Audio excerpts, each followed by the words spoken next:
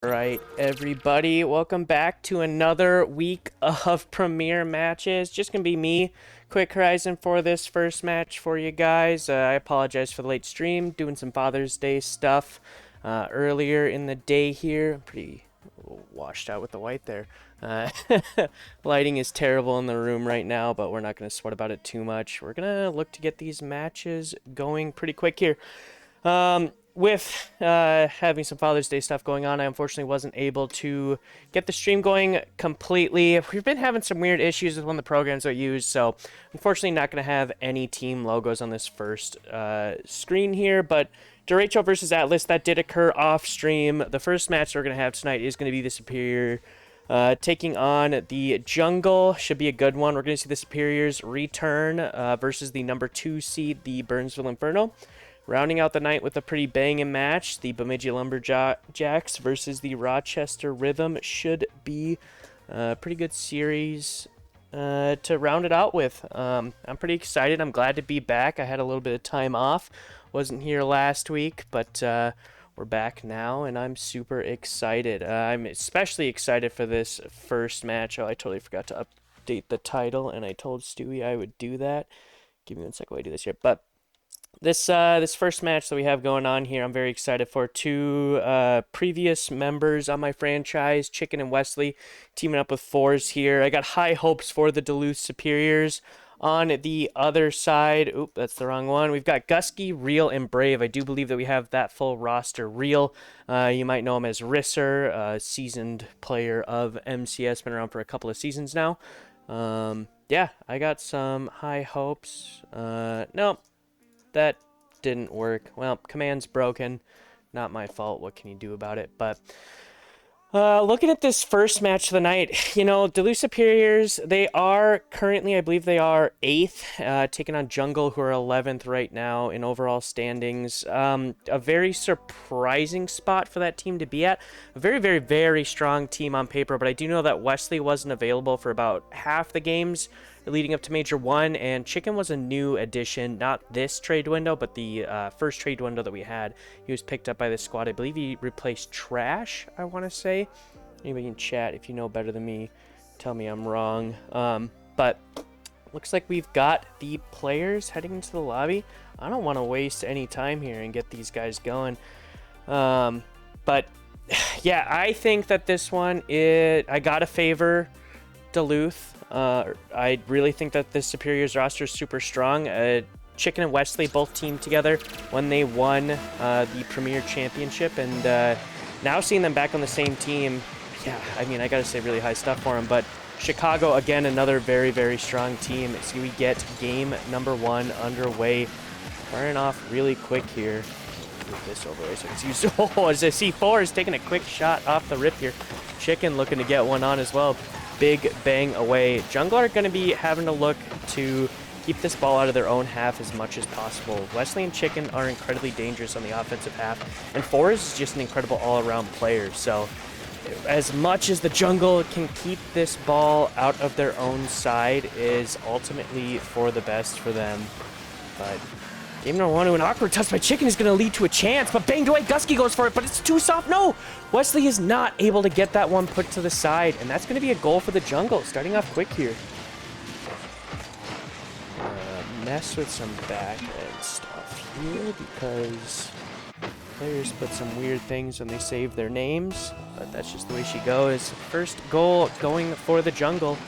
Plenty of time here for the Superiors. This is just game number 1. There's still plenty of time for both of these guys, and game 1 jitters always seem to be a factor. I'm curious how the Superiors are feeling knowing that there is a second game after this that they're going to be on stream for. Not something we generally see happen, but definitely something I could see playing into the nerves.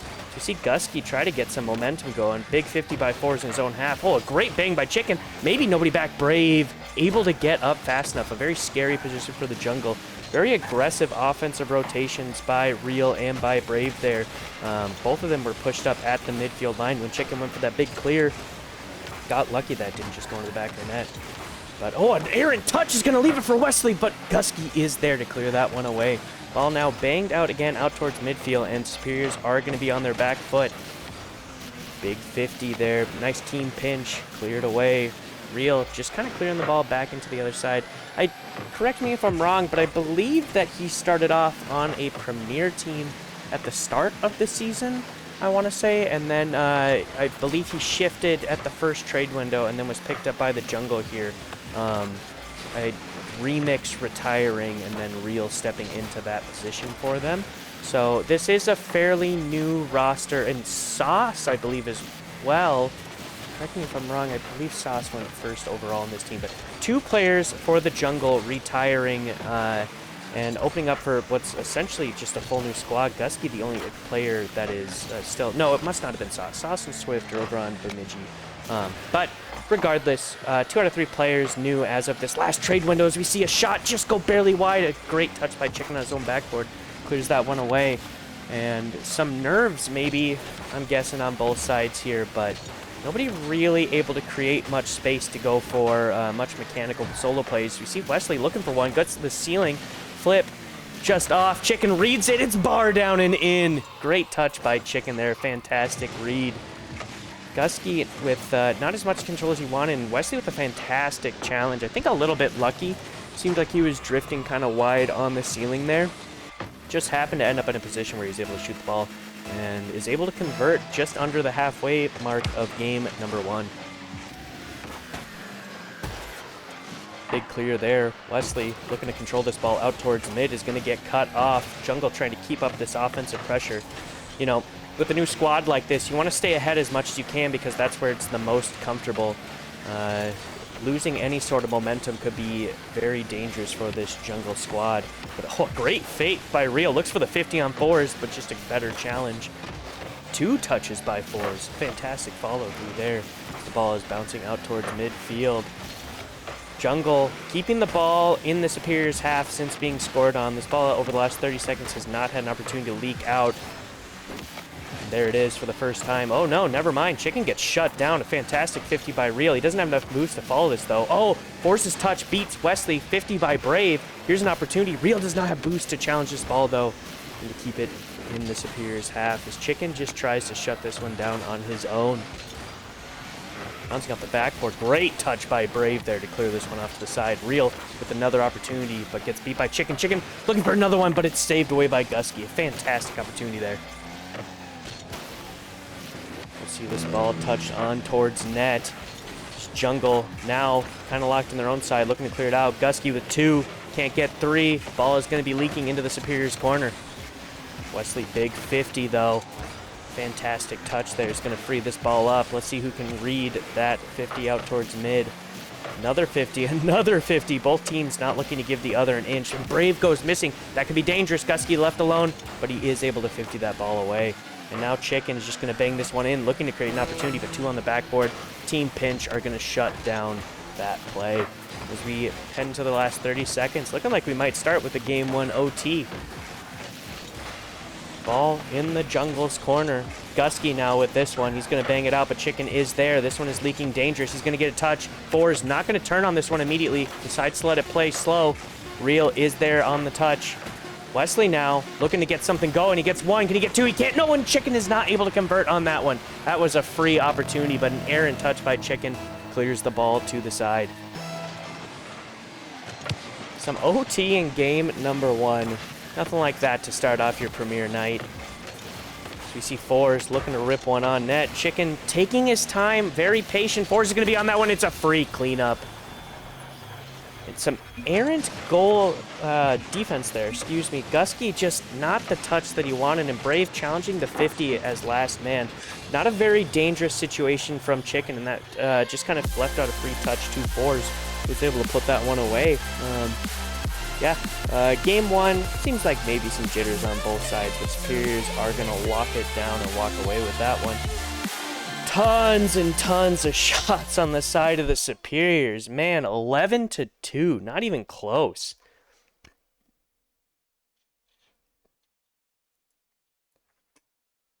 Looks like Real is going to be swapping out his car here. But right about how I would have expected game number 1 to go. Superiors looking really good. Chicken sporting that CRL Fall Elite tag. Fantastic. Not sure. I'm guessing he's still probably playing college ball down at, I want to say Kentucky it was. But coming back this season, I believe he took last season off to get situated at college. This season he was able to play due to the land dates and how they all lined up. Excited to have him come back. Definitely a veteran of the league here. I can't say how long he's been here, but for sure since at least season 3. Very, very long, multiple-time first-round draft pick in the league. As you can see, almost an opportunity for Wesley off the rip there. A lot of double commits on the side of the jungle. Looks like they're scrambling a little bit in their own half for defense. Chicken with a great beat. This one might be free.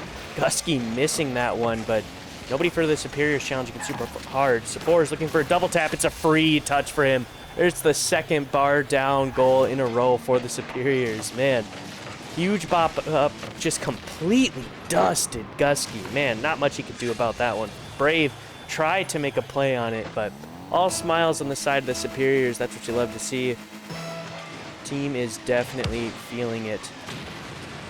1-0. Another quick goal, just like we saw last game. It took a while for the Superiors to respond, but they were able to, and they did take it. So let's see if the jungle can kind of get some of that same momentum going on their side. So we see Chicken taking this ball out towards mid. He's going to look for a second over to Fours. No, he decides to leave it. Real gives it to Fours, but Gusky able to make the play and bump him off. Brave now, the only player with boost, is going to just have to clear the ball down the field. Absolutely starved. Gusky with the 50s. Tries to put it out to Real. Real is going to read that touch off of Fours, but ball now drifting into the jungle's own corner. I'm sorry, Superior's corner. Chicken goes for a fake on it, but doesn't quite get Brave to bite. Fours pops it, not able to get it past both of the defenders. Big double commit there, but the offensive pressure from the Superiors, not so scary that the double commits have been a huge issue. We did see that as the game winner on the last one. Well, not the game winner, I'm sorry, the tying goal on the first game there. But so far this game, the pressure coming out from the Superiors isn't so great that those double commits, as long as the touch isn't errant, as long as it's not giving it directly to a Superior player, the jungle haven't had that kind of pressure where that's going to be what beats them. As we see Rio clean this one up. Fantastic touch. He gets a bang off the wall, and Brave puts it off the backboard. Cycling back in, Wesley just barely goes missing, and Fours trying to get aggressive on the defensive end. Unfortunately, that's going to be it's going to be a mistake there for him, and is going to leave that one free for the tying goal. Gatman saying chicken bad. I agree. More like chicken washed, if I had to guess. So you see Wesley looking for that one off the backboard, not able to get one. Gusky now 50 in his own half. Dangerous position, but Chicken not able to get a touch on the ball with two defenders challenging on it. That's going to be a big miss for Real. Wesley going to bang this one down. Chicken looking dangerous, trying to get a spot on the ball. Not going to overcommit, though. Very smart play by him not to just challenge Gusky. Oh, Wesley just goes absolutely missing. Flying at the ball and not able to get anything on it. Gusky now puts it into the corner, looks for the double tap. He gets the touch. We'll see if Brave decides to commit. He does not. Leaves the ball to go across. Fix Wesley's cam there. Chicken now off the midfield wall. Big demo there is going to open up some space. We see Gusky go up. He's going to look for this touch off the backboard. He dribbles it. Wesley is there. Low boost, but able to get completely in the way of the goal and the ball. So that way Brave was not, or Gusky, excuse me, is not able to make the final touch to put that one in. Fantastic dribble by Gusky, though. Great read by him to see that demo open up the space needed at midfield for him to go for a solo play. And that's kind of the first big solo play we've seen so far in this series. Gusky now taking the ball up the midfield wall. Or no, yeah, flipping towards it. This is going to leave it over to Real, who tries to put it on net, but he goes just wide. Chicken chasing this one, using up all of his boost to get down on it. Force goes for the bump. He gets it, but Real is able to put the ball off his own corner. Oh, man, that was so close. The corner post. We see the soft Musty goes for the dribble, not able to get another one. Brave gets a touch. Gusky's able to put on net, but Wesley is going to be there. Man, Wesley can be such a menace on the backboard. His ability to rotate back fast, third man, is almost unmatched. As you see Chicken barely get a touch on that ball to put it off to the side. And now Gusky's going to have to chase this one. Oh, he's going to leave it, actually. Wesley putting it into the corner. But Fours is going to be there to clean this one up. Approaching 1 minute now Jungle looking much better in this game than they did in the last game. Real had a couple of chances, I think just like he did in game number 1, that he hasn't quite converted on, but I think that his opportunities are looking more solid in this game. Unfortunately, Superior's defense has had time to warm up against this Jungle offense, and you know, those are goals he probably got in game number 1, but they're not goals he's going to get here. Wesley bangs this one on net. Real is going to put it off to the side. Not able to follow. It's going to leave to Chicken, who looks for the center, but nobody is there. Gusky puts a soft touch up. Going to leave fours go missing. A huge dunk on Wesley. Massive chance here. Brave puts it up. This is a free goal for Gusky. Absolutely massive plays at midfield there. Gusky single-handedly taking that ball all the way through. And a great read by Brave to stay aggressive on his teammate, who is deep in the enemy corner. Usually something that the second man backs off a little bit, tries to read the ball going out towards midfield, or to potentially begin ready to support that third man. But Brave doing it all, following up Gusky, and a fantastic play by the Jungle is going to put them up with, I mean, only 15 seconds to go. This is looking dangerous for the Superiors. They are a strong offensive team, but they're going to have to figure it out right now. You see Brave with another free one. That's going to end game number 2 here. Tying it up for the Jungle. Fantastic plays. Real looking pretty comfortable up in the air there. We saw him get the musty dribble earlier there. He fakes the musty, takes the ball to the ground, pops it out towards mid to his teammate, or center, and Brave is able to clean that one up. Just killing time now in game number 2. This one is going to be over, but Jungle are not shutting down the pressure. Gusky left with it free. We'll say he did that on purpose and put it to the backboard to try to put a little swag on it. As you see, Fours actually dribble it all the way downfield. No boost, but great touches by him. Chicken with an absolutely nasty touch back to his teammate. Fours taking it from one side to the other. Great play by the Superiors, but unfortunately that's not going to be enough. We're going to lose game number 2 by 1, and this series is going to get tied up 1-1. Now, this next game is the big one. Going up to series point, is absolutely huge. And I think that momentum shift could be, I mean, everything in this series. But taking a look at our stats here, Jungle out shooting the Superiors, but the Superiors keeping pace and putting up, almost as many shots on their own. A handful of demos coming out in that game, something I don't think we saw as much of in game number 1. I don't want to say that any of those demos directly converted into goals, but that being said, shaking up the play and shaking up the positioning of players is always huge, especially at this level of Rocket League. I say that as a lowly champ 3 who's going to be stuck there forever. But I imagine that's what it's like for these boys when they're out here playing. Getting game number 3 underway. Ignore the major one that I'm noticing is still up there. That's from an old graphic. I unfortunately didn't have the new one to update. But as you see Gusky now trying to take this one up into the opposing corner, he's going to get beat by Chicken. Chicken now putting it on net. There's nobody back. That's going to be a free goal. 3 games, 3 goals scored within the first 30 seconds. Very, very fast conversions immediately off of all these ones. Chicken so quick off the sidewall, man. Great touch by him. He's going to bury it. No defender is going to be there to challenge him on the forecheck. Demo off the kickoff. Gusky now going to look for some control. He gets the reset. He gets the touch, but Chicken is there. Huge opportunity. Real now with the reset. No, not able to get it, but Brave is going to clean that one up. Just as quick as the Superiors went up, the Jungle respawned. Man, great read by Brave. I wonder if Real called that one off. Told him they didn't have the flip and left it for him. Absolutely massive response there by the Jungle. Very, very quick. And again, like I said, this is a pivotal game. Going up onto series point is, huge here. Such a big momentum change. Well, see if the Jungle are going to be able to carry that after that last goal. Brave going up fast on this one. Looks to get it on net. That's going to be a triple commit by the Superiors. Unfortunately, not able to capitalize on that mistake. Fours with a great 50 is going to keep pressure on this ball in the opposing end. Wesley puts it up. Chicken goes up fast, but he's going to get beat, and that ball is going to be cleared. Fours now low boost, has to see what he can do, but not able to get it past Real. Real definitely the player I would say that has stepped up the most so far in this game. Gusky and Brave playing solid, but you can really tell that Real has changed up his play style, or maybe not going for as many ballsy touches as he was at the start of the series. Oh, Fours looking at that one, wishing that he was going to be in a position to score it. Chicken with a huge 50. We'll see if Wesley will challenge. He does not. He lets Brave bang it back. An odd time for him to jump on that ball, but hopefully it doesn't turn into a goal against the Superiors. We see Chicken try to get this one going. He does. He's just got to beat one more. Brave 50s it off, but Wesley's going to be there. He goes for the musty, fakes it. Ball's still bouncing for the net, and it's going to get cleared away by the Jungle. Superiors looking very, very strong here.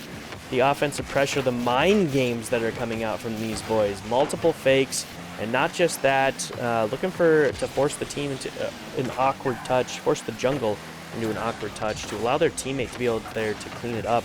We did see the Jungle score the exact same way earlier in this game. So obviously a strategy that does work. Fours with an awkward touch is going to make Chicken go missing. Wesley now going backwards at this ball, but Brave is going to get an awkward touch on it and beat both of his teammates, unfortunately. Big clear. Chicken on the other side in the opposing net. That's an interesting spot to be. Fours, no boost. He's going to leave it to Chicken to take this one out. Chicken's going to go missing right on net. Great capitalized there by Real. Fantastic read by him to rip that one on net when the defense looked awkward. Ooh, went for the bump there, but Wesley barely gets the beat. No boost. That ball isn't going to be anywhere dangerous. Superiors finding themselves out of boost quite often here. Gusky's going to put this one out center. None of the Jungle players are going to be there to score, though. Brave looking to get this one going. Only 13 boost. Tries to read off the ceiling. Not able to get it there. The free clear down the field is going to relieve some of that pressure from the Superiors. They're going to have a second to breathe here, but only a second as Gusky immediately takes this one back downfield. Looked for the demo on Fours. Unfortunately, wasn't able to get it. That possibly could have converted that into a goal there. Ball now dangerously going towards that. Gusky gets the double tap off the backboard. Oh, man. Chicken and Wesley double committing on that challenge. Leaves it free for Gusky. Reads the bounce. Puts it off the backboard and puts it in the net. Great start. Now that they're ahead and possibly going to put the series at match point, I'm curious if the Jungle are going to change up how they're playing so far. I think they're definitely not as aggressive as they had been the first two series, but ooh, as we see a massive shot, Gusky's barely able to get there in time to clear that one away. Chicken now, no boost, looks to put this one on, is not able to. Forrest going to be left scrambling back.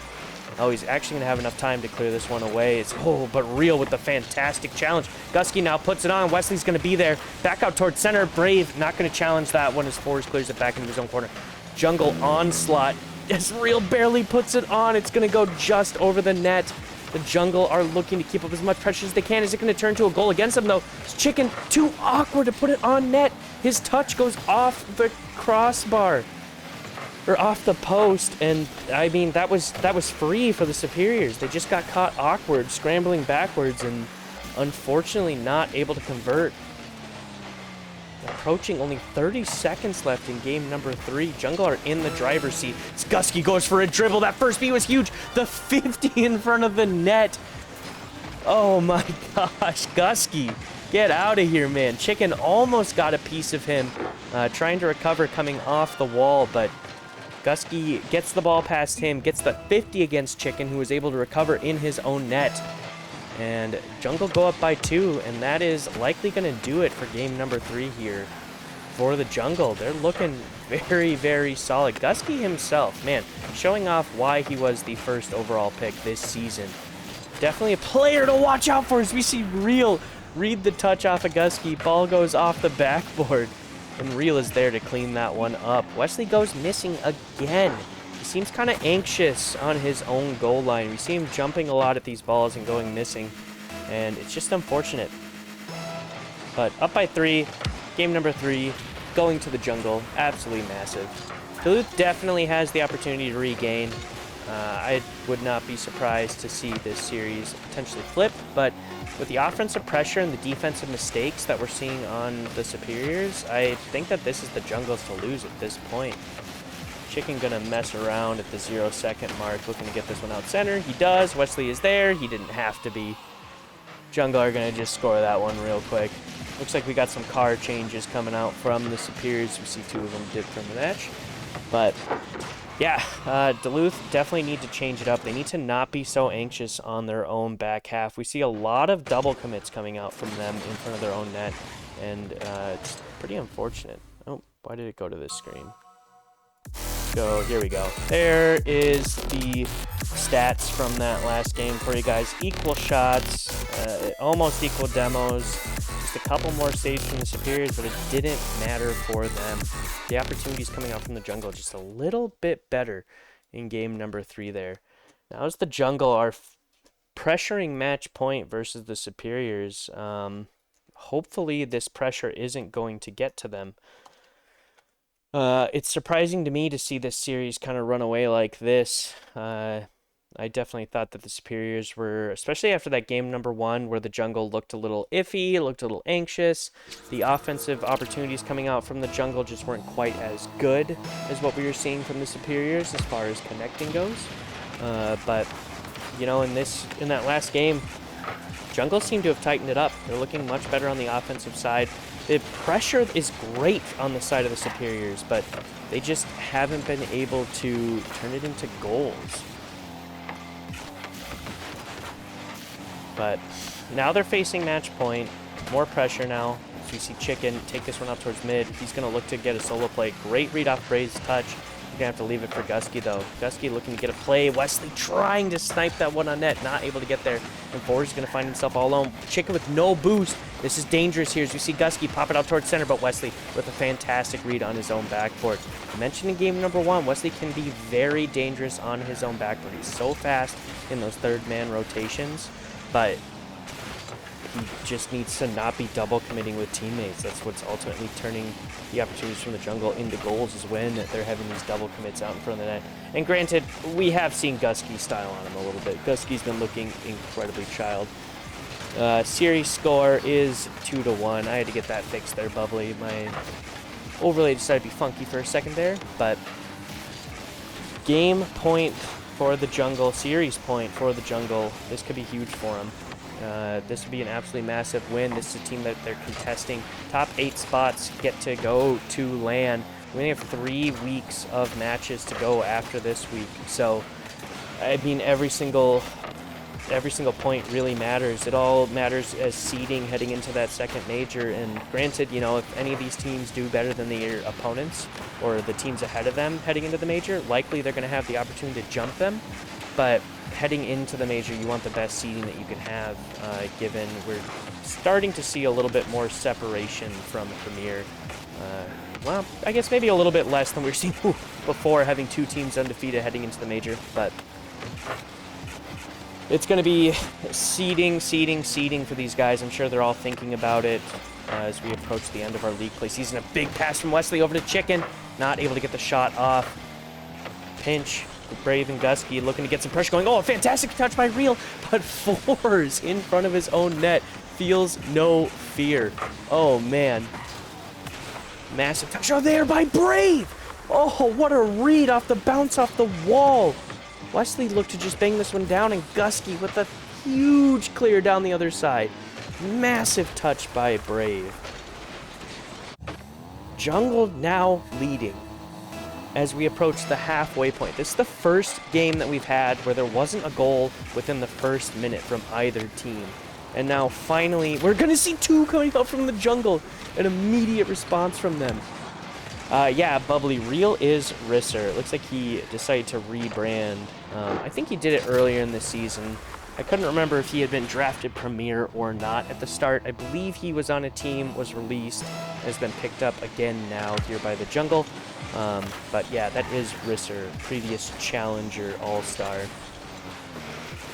Superiors need to figure it out, and they need to figure it out quick. This just is not going to do. They're really floundering on their own half, and I don't even know if I'd say really floundering on either half. Just their opportunities on the offensive side, the second man isn't quite able to be there to clean up, and that's kind of the big separator for the Jungle, is the second man is looking so incredibly strong. for the jungle. Brave and Real both able to just kind of feed off of Gusky if he's not able to just convert himself. And that's turned into 2 goals here in game number 4. So we see Brave looks to get a clear, not going to get there, but nobody's going to be there on the side of the Superiors to clean that one up. That was a huge mistake for the jungle, and it's going to turn into a goal for him. What are we looking at here? Chicken just bangs it off the sidewall after an errant challenge by the jungle. Nobody decided to go for that ball, left it free for Chicken, really. And that touch just kind of bangs it against the side and leaves it completely open. Down by 3, Superiors need to go fast. And this is definitely a squad that has the offensive prowess to make it happen, but I just don't know if we're seeing it this match. They really haven't capitalized on any of the mistakes from the jungle, as we see potentially an opportunity, but Chicken, no boost, goes missing on that one. Real looking for some control, misses the ball. There's not going to be a Superiors player to really pressure this. A 50 at best. So you see Chicken look to pop this one up. Tries to get it down, but Real is there to clean up his own front post. Gusky now, he's been dangerous all game. Not able to get that one past 4s. Chicken pops it up again. Looks for another touch, but not enough boost to get there. Real just going to clear this one away, and with under a minute left, this is the jungle's game to lose. They're looking so good right now, up by 3. Yeah, great point there, Bubbly. This could definitely be a rematch that we see. And, you know, from experience, I know Chicken and Wesley are definitely playoff-type players. The stress maybe makes them focus up a little bit more. 4s, we absolutely know, plays fantastic under stress. But they're really not showing off currently in this match. This is all but over for the Superiors. Jungle gonna take this one in game number 4. A big win for them, and not at all what I expected. I definitely had this one going by way of the Superiors. I thought they would have taken in 4, maybe gone to game 5, but Jungle are going to shut that one down. A big win for them. First match of the night. I don't know if anybody in chat happened to catch the series that we missed. I believe it was the, where is it? The Derecho versus the Atlas. I don't know if anybody happened to catch that series score. If you could throw it up for me, that would be cool. But yeah, game number 1 working out, or series number 1 working out for the jungle. Mankato winning 3-2. Not terribly surprising. Mankato has been looking really good ever since the major. Very surprised by what they've been able to figure out. They were definitely a question mark for me heading into it, but ever since then, they've been so incredibly strong. And yeah, so there we just saw Chicago taking on, apparently I clicked on something. That was my bad. Up next, we're going to have Inferno taking on, again, the Superiors. Superiors are going to have to shake it off. This is going to be very interesting to see how this works out. I don't think we've ever had, we've probably had at some point, but not that I've ever gotten to cast back-to-back matches from a single franchise. So big opportunity here for the Superiors to figure it out, bounce back. They are playing the number 2 seed, the Inferno. So this is going to be a big one for them that they're not going to have much time to figure out. Curious how it's going to work out, but give us just a few minutes. We're going to throw it to a quick break here, and we'll be back in just a second.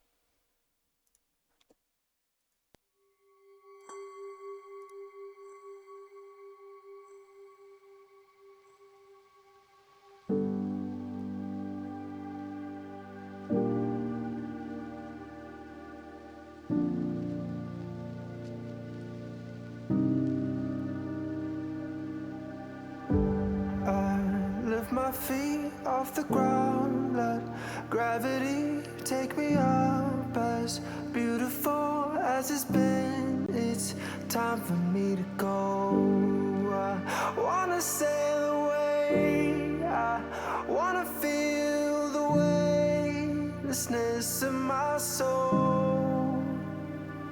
I've gotta go all the way to eternity. All the way to see you. I've gotta go all the way. time and space if I'm ever to see you, and I'll go.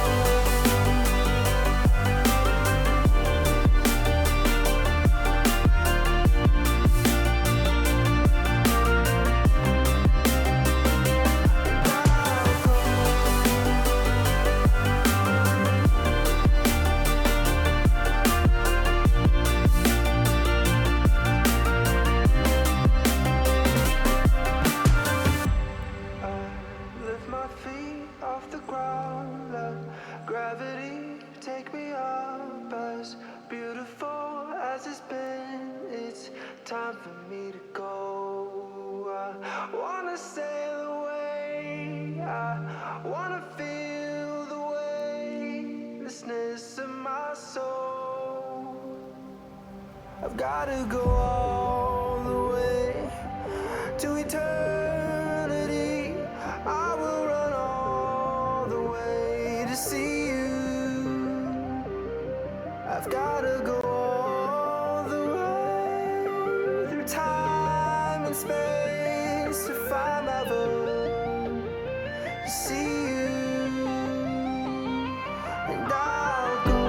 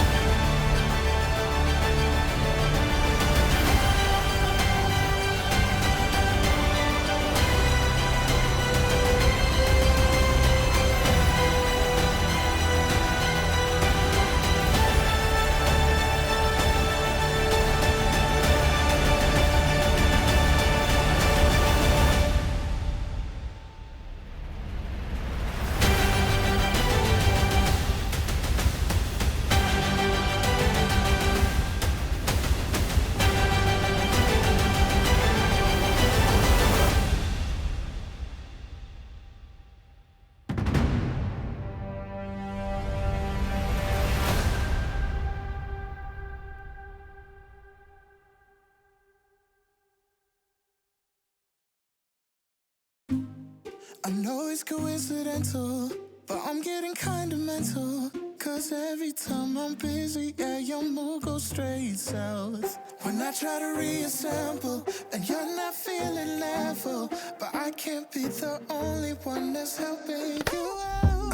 I didn't apply to sacrifice all of myself to you. Oh, and all of my time was wasted trying to be there to get you through.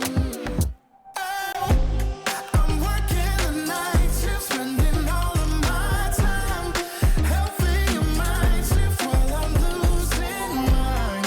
Working the night shift, think I'm going blind. Cause every time you're crying, I can't see right. Clocking in till I'm all worked out. I got a psychic now, yeah, with a therapy couch. Pay you attention like I pay my rent. And when the last one sank, got a brand new tech ride. Try to give you the benefit, give you all of my credit, but I think we come to the end of it. You've been maxing it out. I don't have much to give. I'm working the night shift, spending all of my time helping your mind shift while I'm losing mine. Working the night shift, think I'm going blind. Cause every time you're crying, I can't see right. You fall asleep too fast. I hope my head don't crash. Don't think that I can last. You're supportive. Sometimes I need the same. Been falling through my brain. I gave myself away. Cause I need you. I thought this was a two-way track. Turned around and now there's no way back. Close my eyes and drift away. Oh, I'm working the night shift, spending. What's up, everybody? All right, just a short break there. Oh, that didn't do the transition. We just popped up with both our faces. Quick Horizon, joined by Clash here. It's not going to be me solo casting on this next one. Clash, how you doing tonight, man? I'm doing well. Glad to be here. Did you happen to catch that last series? I wasn't able to watch, I believe, game one, but I was able to watch after that, and it looked like the Gusky show to me. 100%. He was doing very well. Unfortunately, for Duluth, they were on the receiving end of it, but we're going to see Duluth again, see if they could bounce back here. But they got another really big challenge. They're going to be playing the Inferno, currently the second-seeded team, but Inferno didn't win their last couple matches. Last week they lost both of them in 5. So Superiors are going to try to keep that streak going. Yeah, I mean, they're going to have to figure it out. Sorry, I just had some stuff pop up about my franchise that was slightly distracting. I'm trying to figure out. Zodak was the third player. Slap him in here. All right, but yeah, no, like you mentioned, right now, Superior's taking on the Inferno. They're going to have to bounce back here. I just don't know if... I think if Superiors are coming off of a win, I would give them a little bit more of an edge, but granted that they just lost, I'm not feeling super great about it. Yeah, I agree. If we want to go ahead and get predictions out of the way, then I think I agree. I believe Burnsville should definitely be favored here. I'm going to be taking them. They have not played yet today. They rescheduled their first match to much later in the day, I believe 8 p.m. So I believe they warmed up. I believe they warmed up against the Maulers because I saw them. I checked their ball chasings and I was curious. I also do a little ball chasing stocking. Got to keep your eye out. Yeah, but. So they did get a warm-up in. They're not going into this cold, but unfortunately for the Superiors, yeah, they came off of a loss. So I'm going with the Inferno in 4. I believe they definitely should be favored. I think they'll win this series, but That being said, I know that the Spears have a lot of potential. They brought in Chicken for a reason. I believe it was in the first trade window, and he's been looking real good for them. Still a good record for them. They're 7-4 right now. Yeah, I mean, they're looking pretty strong. I mean, the Inferno I think they've lost every game since the Major, so that could possibly be something good for the Superiors that they're looking at here. But yeah, I mean, I also probably would have Inferno going 4-1. I just don't know what's happened to that roster since the first half. You know, same thing with my Premier team, the Green Bay Knights. They were, 7-0, 8-0 heading into the Major, and then taking some losses following it. So maybe just teams feeling a little bit more confident, maybe some trade window stuff opening up how teams are feeling heading into the second half of the season. But yeah, the first half of the season, we had 2 undefeated teams heading into the Major, and now there's no undefeated teams left in the rest of the league. So yeah, definitely some settling of the dust, but getting game number 1 underway here. We see Notice looking for this. Oh, he is looking strong today. Oh, excuse me. Oh, well done by him, finding the gap in the defense. Ford barely goes missing there and finds the gap and gets that double tap. Good start from the Inferno here. Spears need to clean that up. I know that it's an early one, but I know any sort of gaps on the defense are going to be punished. I've been able to watch a lot of Rising Star matches, so I'm not used to seeing those tiny mistakes punished, but those will be punished in Premier. Very often, what a drop down pass coming out from Chicken, but not quite put away. Another chance coming through, cleared away well by Notice. Bomber with a big clear out as he's low on boost, just trying to buy his team some time. Chicken trying to turn this one back upfield, is able to, but met in the midfield. Starting to get a little bit of midfield presence from these teams as Superiors are trying to get one back here. Yeah, definitely looking for some more mechanics from the Superiors here. I apologize. I muted myself on stream, and then I coughed right in your ear there. So, my bad, man. But it's all good. Yeah, definitely looking for the Superiors to kind of show off those mechs, try to create some space at the midfield, go for those high-flying dribble plays, resets. Really, that's what they're going to need to start pulling out to beat this Infernal squad, just because their offense on the goal line just hasn't been incredibly strong. As you see there, Wesley tries to go for the reset. He gets it. Fours banging this one top right corner.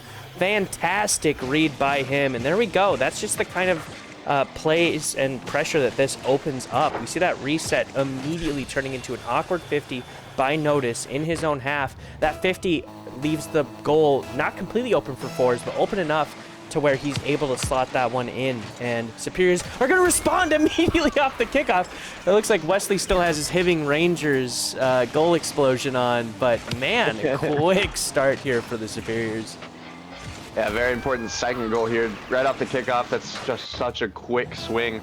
Go back to that first one though, because kickoff goals are a little less interesting to talk about. Oh my goodness, here could be another one. Not quite. But yeah, Notice was just kind of forced to play it to himself, but couldn't beat the approaching attacker. He wasn't able to get some support from his defenders because of where it 50'd out to, and it just turned out to be such a quick counterattack from the Superiors. And Superiors looking good now. We have 2 minutes left, plenty of time for the Inferno to bring this one back, but obviously they wish they could have kept that lead, because now they're going to have to be pressing on offense. Yeah, absolutely. As we approach under the 2-minute mark, Chicken looking to get this one. Net Bomber is going to be awkward. No boost and not able to get that one. This is a much stronger Superior squad than we saw last time. From time to time, you hear upper rank players complain about not liking to play in lower rank lobbies because they play worse. Maybe some of that going on here, as the Superiors are playing much better versus the Inferno, at least in game number 1, than they did versus the Jungle. So if they can carry this momentum, this is looking pretty good for them. Inferno are just looking shaky, though. Boost management not looking the greatest. Rotations kind of leaving something to be desired, but still plenty of time, still plenty of game to go. Wesley with a fantastic bang is going to get cut off by Notice. Tried to feed that one to Chicken, but not quite able to get that one there. Four's going to be awkward in front of his net, but Zodak, no boost. A dangerous opportunity, potentially a free goal for Bomber, but not quite able to get it there. and the Superiors are going to be able to breathe a sigh of relief as we approach the 1 minute mark. Force is going to get the double tap off the corner. This is a totally different team than we saw last game clash. I mean, wow. Yeah, Inferno just left so low boost on the back line. Zodak 0. He's stuck there. He has to be the one that goes, but he just can't go as fast as he needs to. And Superiors are able to find these gaps. They're outpacing the Inferno right now, and they're looking real good. They just have to hold on to this lead for a minute, and they'll be up. They'll take this first game of the series. That being said, they took the first game in the last one, and they lost it in 4. So yeah, they got to be able to keep this pressure up. They have to be able to maintain this, because they weren't able to in the last one, and they were punished for it. Yeah, I want to say the Inferno, I mean, almost every series in the first split went to game number 5 for them. They're definitely not a team to win in a sweep. Kind of seems like they need a few games to figure out how the other team is playing, but 4s with these 50s is just absolutely nasty. Chicken there, a great reset to just kind of keep the defense backing off, keep respecting him, and not wanting to challenge him off the ball there out of fear that he could possibly convert into a goal. But didn't matter. Force is there to clean that one up. They're now up by 4. Okay, going to be up by 3. Zodak gets a free touch off the ball at midfield. 20 seconds left. I'm not saying there's not a chance, but it's not a big chance. Until we see another one, I'll be able to say there's not a chance.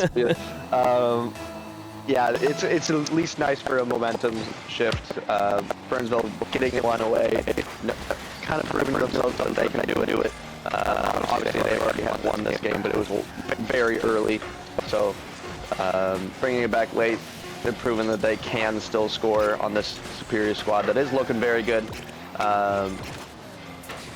Yeah, I mean, that was the Superior's game to lose. It felt like the Inferno didn't really even have a dog in the race for most of that game. Yeah. But taking it, I mean, heavy-handedly there. A great showing by the Superiors. Last series was less scoring, closer games for the Superiors. This game, all the pressure was on them. I mean, Fours, I think, is the player who really stepped up in that game. His offensive pressure was essentially unmatched from his teammates. He was looking solid all over the field. Didn't see as many goal line doubles from the Superiors. That was a big thing that I kept on calling out last series, was that it felt like the Superiors would continually get anxious on their own half and force double commits, specifically Wesley with one of his teammates. And I really didn't see as much of that game. Yeah, it seemed like really clean gameplay from the Superiors. That's what you need at this level. If you're double committing, it's going to leave opportunities for the other team. And like I said earlier, this is Premier level gameplay. If you're making mistakes, they will go punished almost every single time. And yeah, those gaps will be found by the opposing team. But if you can keep clean gameplay, which the Superiors did on that one, you can get the wins. And yeah, as we go into game 2, we're going to see if Superiors can keep that going. I mean, only game number 1. Mic check. Thanks, Note Midas. I don't know who you're saying that to. Let me know if one of our audio levels is kind of off. But yeah, I mean, that was a solid start for the Superiors, but that's the exact same thing that we saw last series. That one potentially has an opportunity to convert.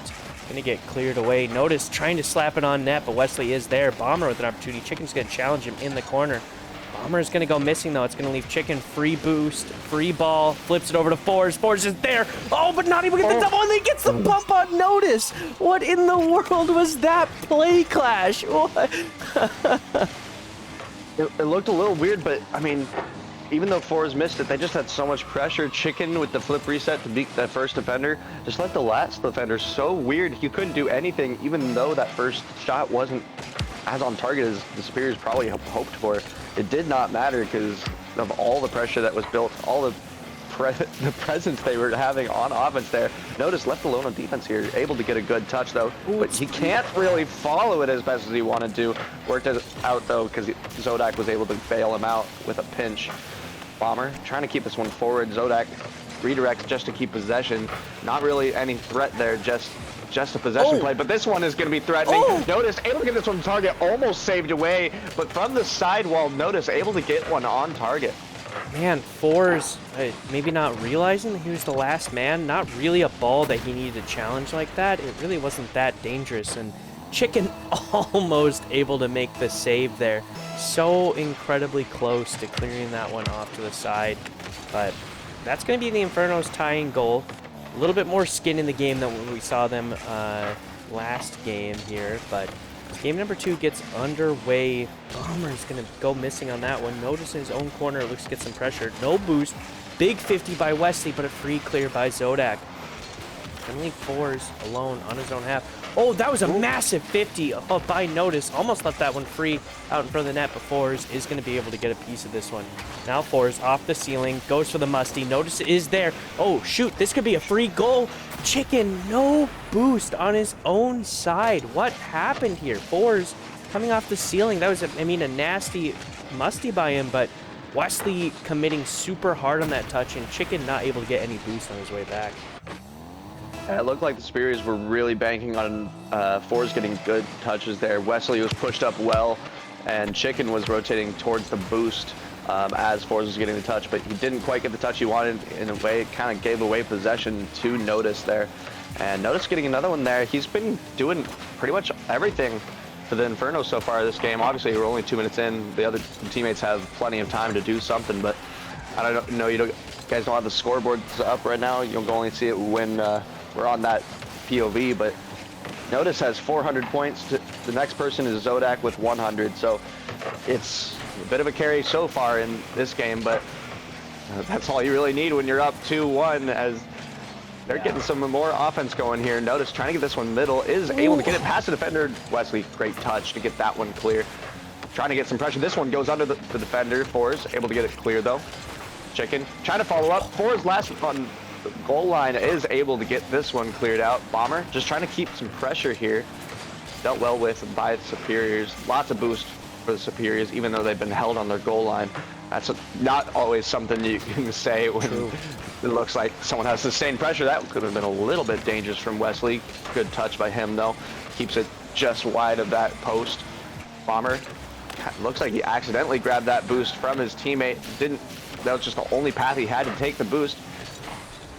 Zodak tries to get it to his teammate. Not the perfect touch. Great clear by Notice though is going to destroy any offensive pressure that the Superiors are building there. Yeah, some awkward defense for the Superiors, but a great turnaround there. We did see a double commit on their own goal line that almost led to a goal, but Fours able to scramble and get a piece of that ball to clear it off to the side. Now we're going to see Fours trying to challenge off the wall, but Chicken's going to cut him off on this one. Ball just banged down into the Inferno's corner.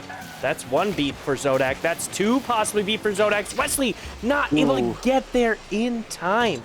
Looked like he tried to bait a flip out of Zodak. We saw him creep up towards midfield, but Zodak just kind of able to bang that one down the field, and Superior's looking shaky in this game, especially on the third man positioning and rotations. I feel like, again, we're seeing that shakiness we were seeing in the first series on their own half, where they're just concerned. They're playing scared in front of their own net, and Inferno are a team that are going to capitalize on that every single time. Inferno are a team that aren't going to let them just kind of get away with that. So you see Bomber possibly open up a chance in his own net. Chicken is able to get a piece of that one, though. Noticed almost getting enough of that ball to force it in. Now this going wide. We'll see if Chicken get a piece. He's actually going to go back on this one.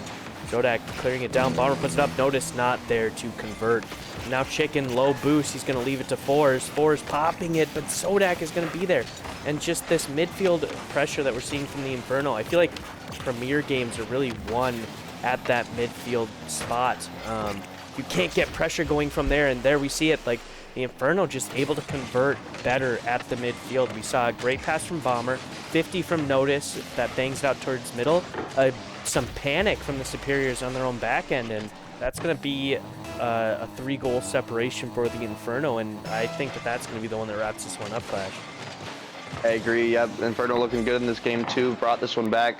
I feel like a lot of Inferno's pressure. I'm not sure how many demos they have, but it looks like they're going for a lot of physical play and making the Superiors uncomfortable in the back line. I know that we've been talking about the back line looking a little shaky, but I feel like it's been really forced out from the Inferno. Inferno playing a good game, playing physical, as you saw there. Bumped fours almost made it another goal for the Inferno, but it's not going to matter for this one because Superiors are not able to get much done in this game as compared to the last one.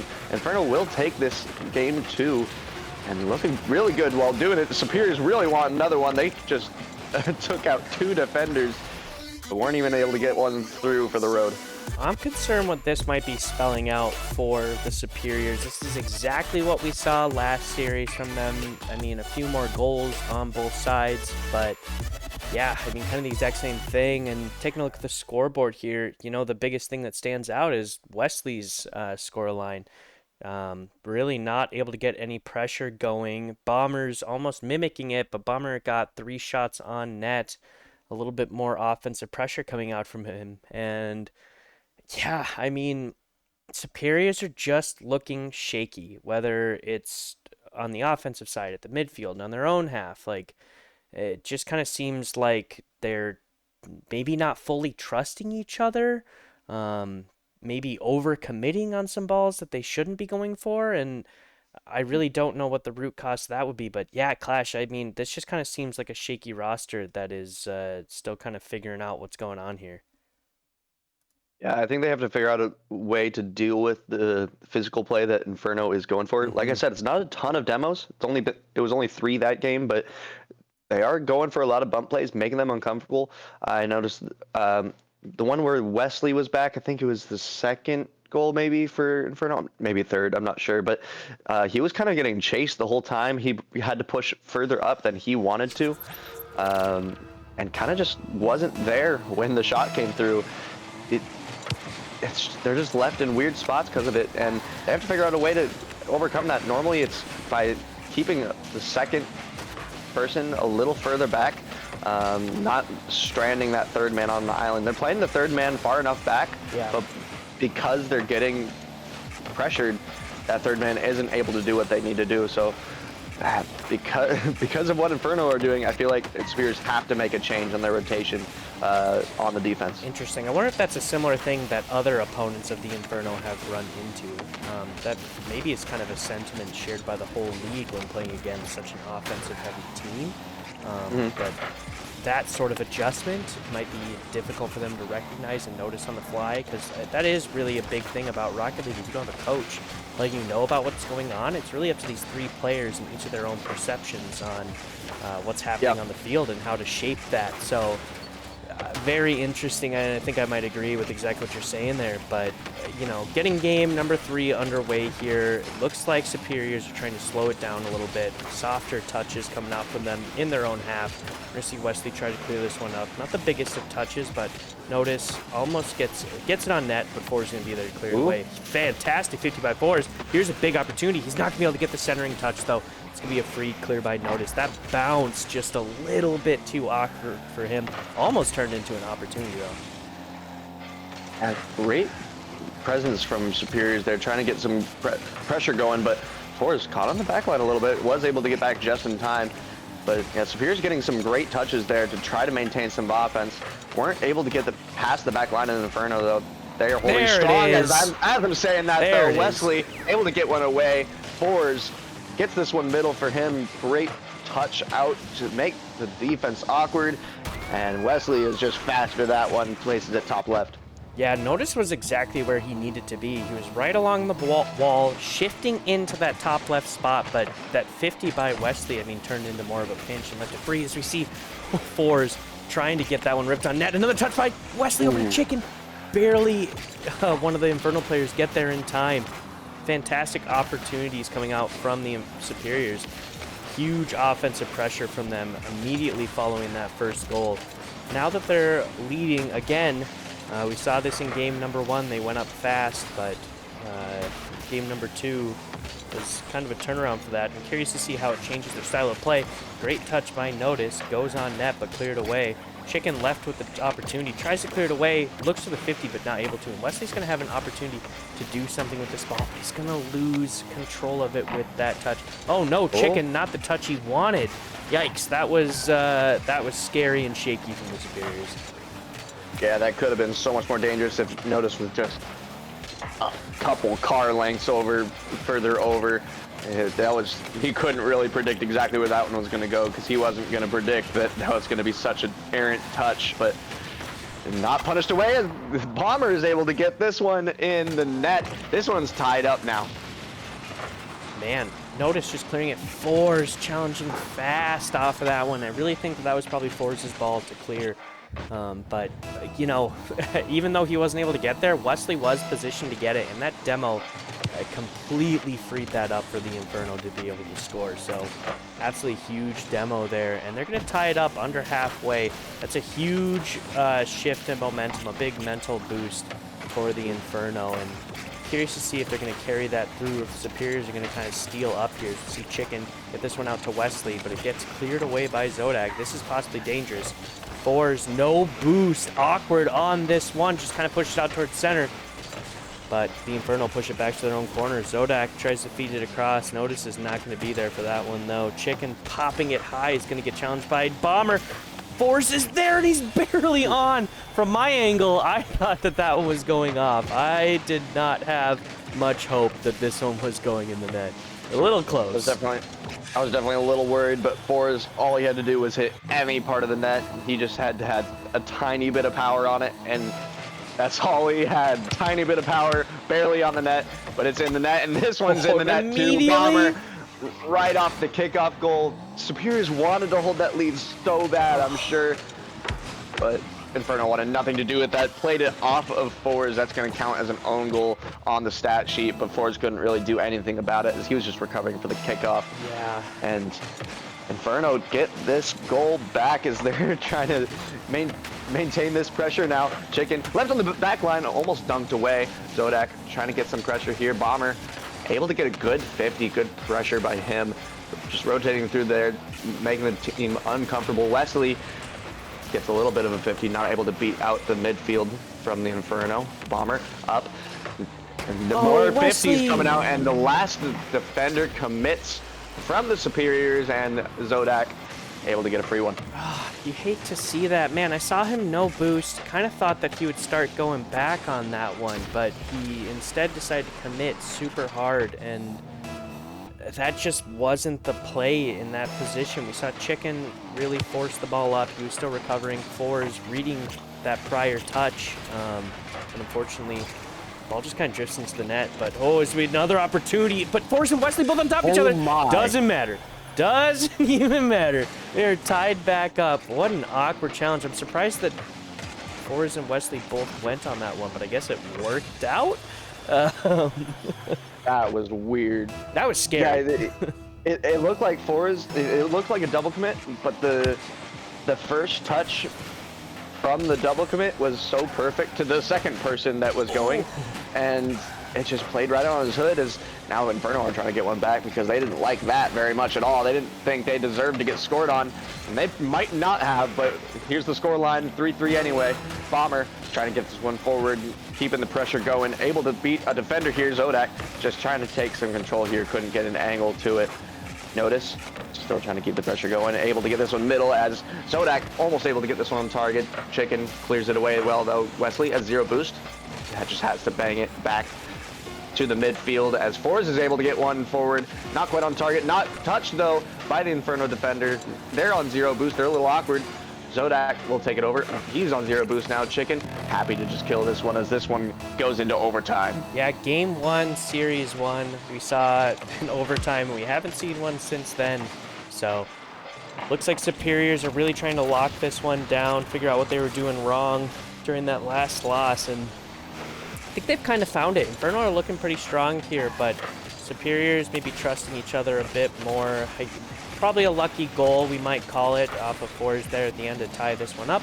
But when you're down with not much time left, you got to be aggressive anyway in that situation. Massive touch by Wesley. He's going to free this one up. Fours feeds it to Chicken, but he's not quite able to get the bump. Wesley going to bang this one on net. Bomber's not there, and they're going to take this one. Not exactly how I expected this to end. Notice just kind of puts a touch on the ball. It doesn't go straight up the wall like he probably wanted it to, and Wesley threads the needle between Zodak and Bomber. And Superior's going to go start forcing series points here, and maybe that 4-1 prediction might be correct, Clash. It's very possible it could be correct. It looked like the Superior, well, it's going to be 4-1 in the Superior's favor. Yeah, I my bad, the other way around. But, yeah, it was the rotation on the goal line there from the Superiors that they were able to maintain that pressure. Bomber looked like he was going to be able to have a chance, but he just had to bunny hop over 2 people rotating in for a demo. He looked like he was in a good spot, but because he was still recovering, it made it so much worse, and it made it so hard to get anything going there.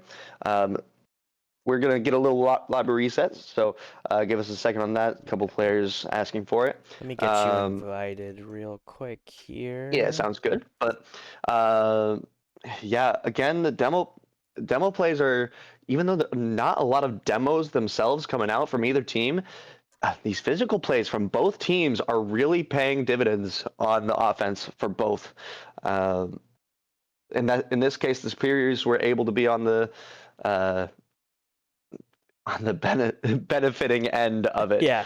I don't know how else to put that, but Inferno trying to come back again. They have had a lot of pressure playing against the Superiors here, but they're not getting the game wins, and now they're having to fight Superiors who are a match point. I mean, this Inferno is definitely a Game 5 squad, so maybe they're throwing a couple, but you know, I wouldn't say that. They've lost the last couple.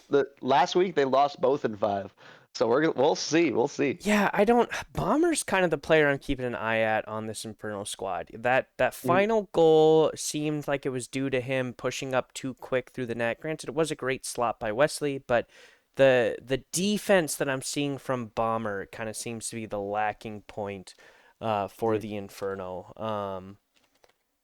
Yeah, I think Notice and Zodak are both playing super well and positioning well, but if I had to pin it on one player, I'd probably pin it on Bomber.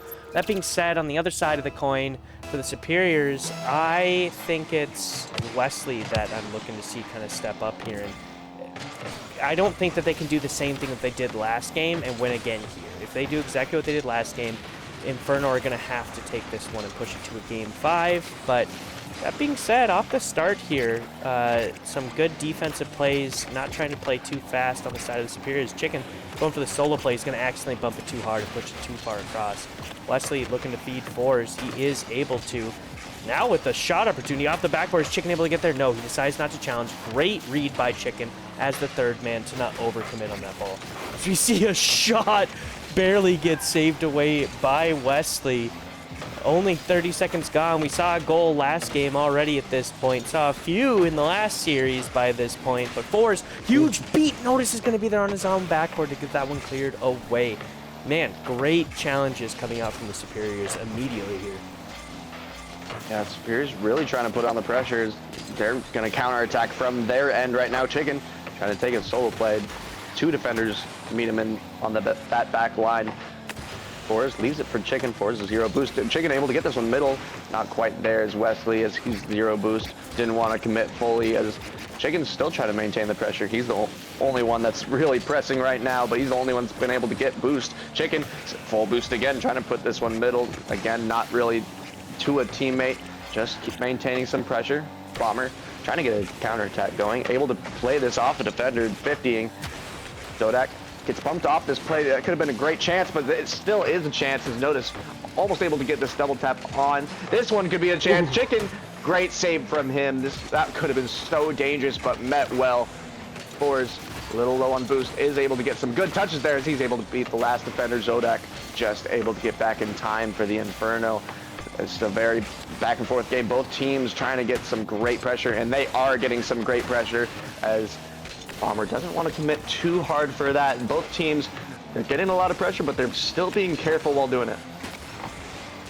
Another opportunity here. Great pass by Chicken over to Wesley. I love seeing just the goal explosion turn Chicken's face red there. A fantastic pass by him over to Wesley, who just absolutely slots it. And yeah, this the Superior squad looking a little bit more patient in their rotations and challenges, looking very, very solid. And when you can, I mean, when victory is so close that you can taste it, this is the point where either bad teams fall apart or great teams clutch up. And the Superiors have their opportunity to prove where they are on that spectrum. So we see Chicken, a big 50 at mid, looks for another 50 against Bomber. Just a great read. That's going to bait Zodak into challenging. Boar's now trying to get this one out center. Another 50. Just great control of the ball coming out from the Superiors. They're not, these challenges that they're having, if they are 50s, it's not just clearing the ball away. It's keeping it close, allowing a teammate to possibly read it, or keeping the ball advancing forward. And that's just such an incredible skill to have, especially with teammates like these who can score from, I mean, pretty much any angle of the field. But Chicken going up on that one. Feeds fours in his own corner. Zodak now looking to get noticed. He does, but the shot's just up. Bomber's going to be there to clean it up, though. Great read by Bomber. That definitely should have been in off of Notice's touch, but a fantastic challenge by Zodak and an even better opportunity created. I mean, you have to score on those. If the Inferno had given that one up, I really would have started doubting their chances in the series. Yeah, I agree. I mean, the Spears being such a great defensive team right now. Their touches, I mean, honestly, having it off target there probably helped out a lot, because I think they might have been able to get that save if the first one was on target. Ends up being a perfect pass, ends up being a great shot. And Wesley trying to get another one right here. Not quite able to get this one through. Forrest trying to keep this middle, as I feel like Superiors they're playing a much more cautious game, and I like it. But on the back line, sometimes they're caught a little awkward, a little bit low boost still. Their offense is maintaining for longer periods of time because they're playing so patient. They're holding the midfield. It's not as dangerous on the offense as some people would like, but it's very safe, and I like it. They're able to maintain and hold this midfield line as they're trying to hold that midfield line right there. Wesley able to get a 50. Back to the middle is Wesley, and not quite fast enough. Bomber able to take this one away. Fours just playing it slow, 50ing the ball away. Chicken, little low boost, leaves it for Wesley here. Just a simple shot on target, cleared away by Wesley. Sorry, cleared away, not by Wesley. Fours, getting the 50 in the midfield. Wesley plays this one above, but Zodak demos him away. Chicken returns the favor on a different player. Zodak controlling this well. Inferno stuck on the back line, but they're looking just fine. Again, Superior's not committing too hard. They're just maintaining this pressure. Wesley playing as a passive defender. Zodak leaves it for Bomber there. I'm not sure if it was intentional or not, but Bomber was able to take it over anyway. Forrest trying to get this one middle, is able to. No. Wesley not quite able to get the shot that he wants. Bomber get this one cleared. Notice trying to follow it up, but he's low boost. Superior's playing it off their back line. Probably just going to looking to kill this one. Oh, no. Wesley doesn't want anything to do with that, as Chicken is almost able to get this one middle. Forrest able to play it off the backboard. No, this can get there. Missing. Oh. This could be a chance. Still going to be a chance here as Wesley tries to turn it forward. Bomber playing it forward. Now Chicken has to deal with this. This could be a counterattack chance if he doesn't deal with it well. He does, and he drops it down. We are in overtime in game 4. I mean, 2 opportunities for the Superiors there to close this one out. That just not quite able to get there. Some great offensive pressure coming out from them. And yeah, you made a comment about all the demos that we were seeing, and really liking to see that for the Superiors, trying to shake up their gameplay a little bit. But yeah, Chicken looking super solid at the end of the game there. Oh, as we see a dangerous pass going across. That 50 is still going to be dangerous. Bomber not in the spot to slot that one, though. This one's going to go back across. Fours not going to challenge this one. Bomber going to grab the mid boost and look to make a play himself. Tries to feed to Notice. Notice is going to get a piece. Not dangerous yet. Not able to get the double, though. As we see it bouncing up into the Superior's corner. Wesley tries to feed it, or Chicken, excuse me, tries to feed it to Wesley, but it gets cut off by the Inferno. Another challenge by Chicken.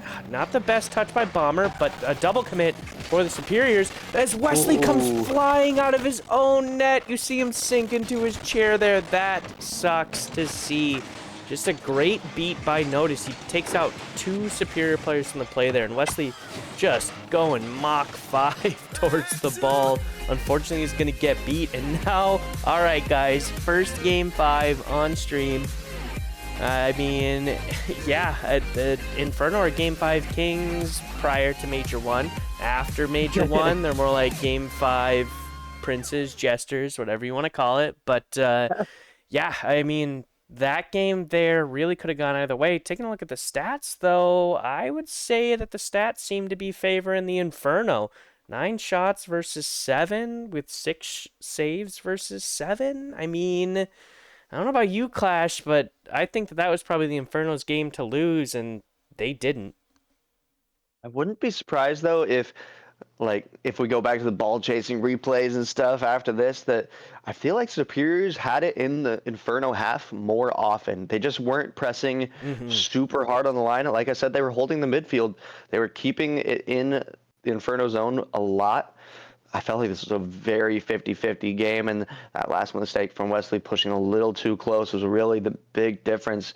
Both teams played a very solid game, and I'm so glad we're going to Game 5 in this one because I think this is such a good series. Both teams playing out of their minds. Superiors, though they're significantly lower in the standings, they were 8th coming into this week. Their record is still 7-4. It's a very good record for an 8th place team. No, they just didn't perform well in the majors, so they dropped down a little bit. I believe they went out in Game 1. I believe Chicken wasn't there for that major, they had a sub. Yeah, I believe that was probably a big reason for it. But man, I'm so excited that we get to watch Game 5 because this one's been real good. Yeah, I mean, I agree. I'm excited to go to Game 5. I think that half the players in the field are excited to go to Game 5, and I think that half of them are pretty disappointed that this is where we ended up. But nonetheless, I mean, here we are, and you just kind of have to do the best that you can with the hand that you're dealt, and Superiors are going to have to figure it out. We see Wesley look to make a play up the wall, goes missing. Chicken now off his own touch. Oh, not able to get the double tap due to Notice being there, but Wesley, no boost doesn't matter. Wesley completely straight-faced after that one. No celebration. Feels like he needs to get some back after potentially being the reason his team lost in that last game. He's going to be the reason that they go up immediately here in game number 5. A very quick goal, barely 30 seconds pass, and that was a huge one for him, but see if they can hold on to it, as this is possibly dangerous. Wesley with the half flip gets in front of it just enough to cut off Zodak. Another challenge. No, Bomber's going to be left alone. What happened there? Looked like Wesley just kind of jumped at it. I'm not sure. This was a really awkward play coming out from the Spears. Ford reading a better touch than there was. There wasn't even a touch. It ended up being a fake, and Fords gives himself a close one as he goes missing on the goal line, and this one's tied up now. And as Fords is saying, not what he was meaning, but now we got a close one again. 1-1. We have plenty of time left in this one. Lots of time left in this game. This one could be another chance. Double commit on the shot. Doesn't matter because there's no one even remotely close from the Superiors. This last commit from Forrest, I'm not sure what his plan was there. Bomber had him beat, or Zodak had him beat, excuse me, and Inferno will take that one. Like you were I'm not saying, sure where the Superiors were on defense. There's so much time. I mean, plenty of time here. Doesn't matter that the Inferno are going to be back up ahead of this one.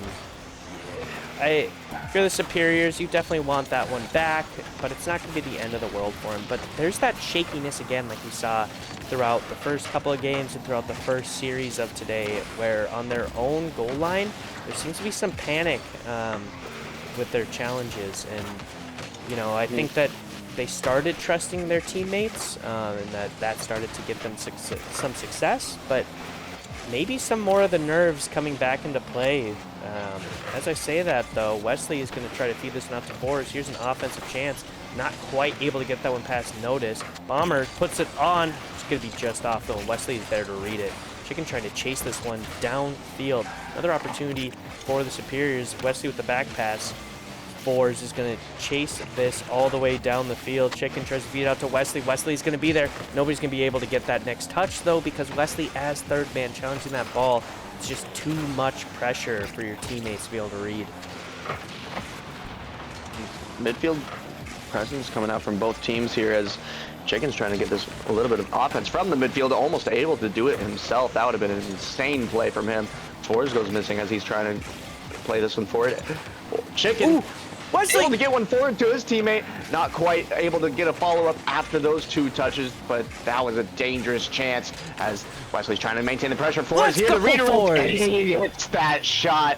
What a shot by Forrest. What vision from Wesley hitting him on that backboard. Somebody clip that.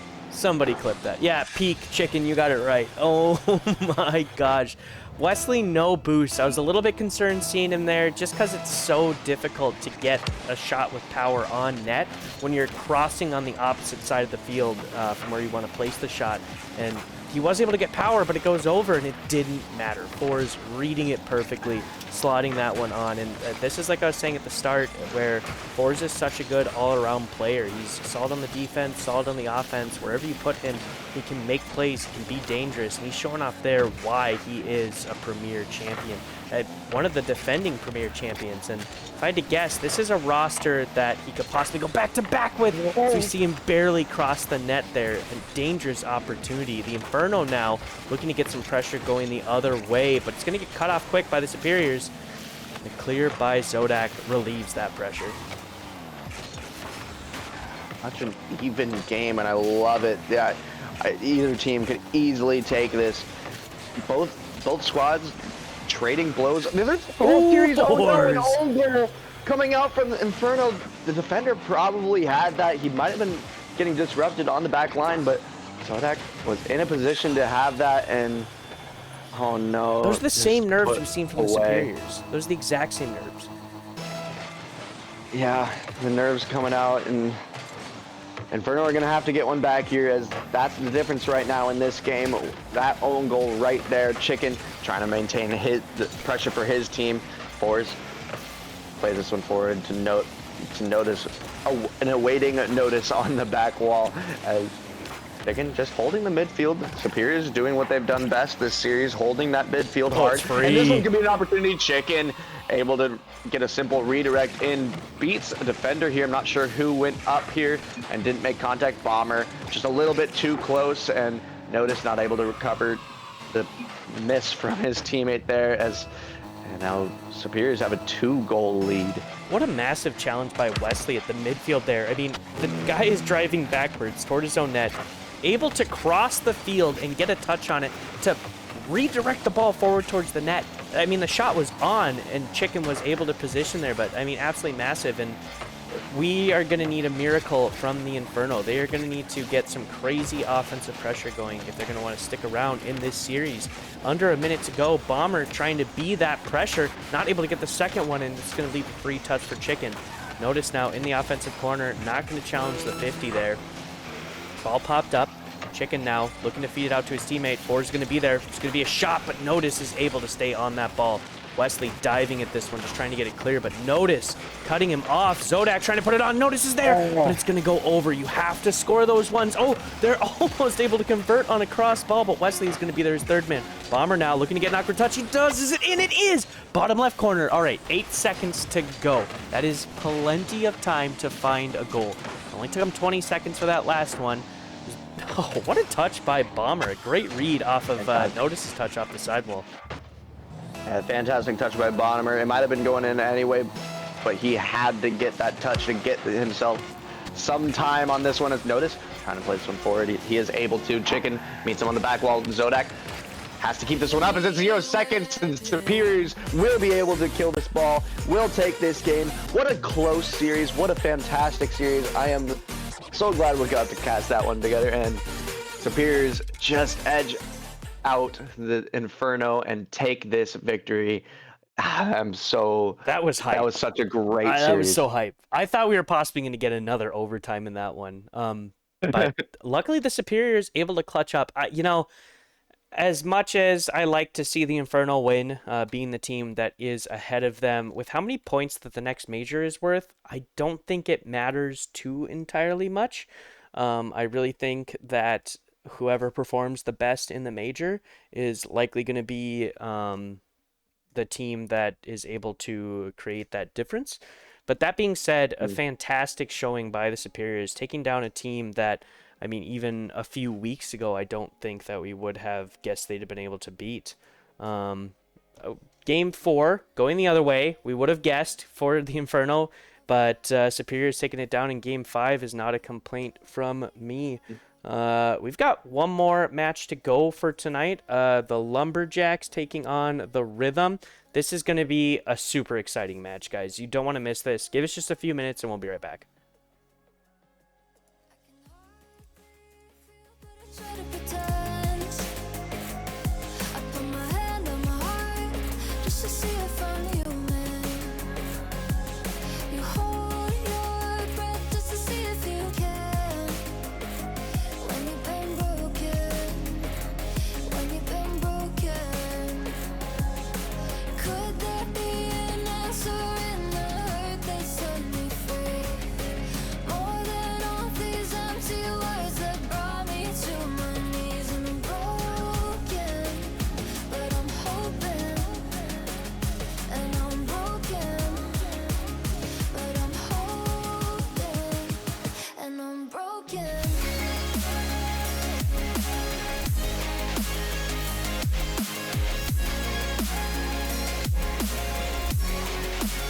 And I'm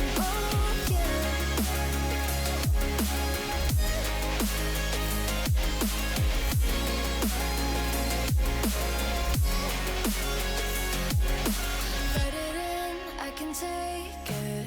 Learn the sound of the changes. Nothing else can drown it out. Put myself in a racing. Made a bet and erase it. Just to know that I still count. I can hardly feel, but I try to pretend. I put my hand on my heart just to see if I'm human. You hold your breath just to see if you can. When you've been broken, when you've been broken, could there be an answer in the hurt that set me free? More than all these empty words that brought me to my knees. And I'm broken, but I'm hoping. And I'm broken, but I'm hoping. And I'm broken.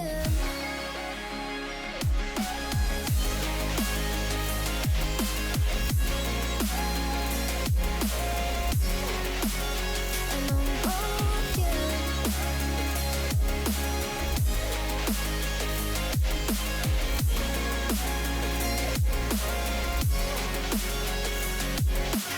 Hardly feel, but I try to pretend. Put my hand on my heart to see if I'm human. Hold your breath to see if you can. You've been broken, you've been broken. Hardly feel, but I try to pretend. I put my hand on my heart just to see if I'm human.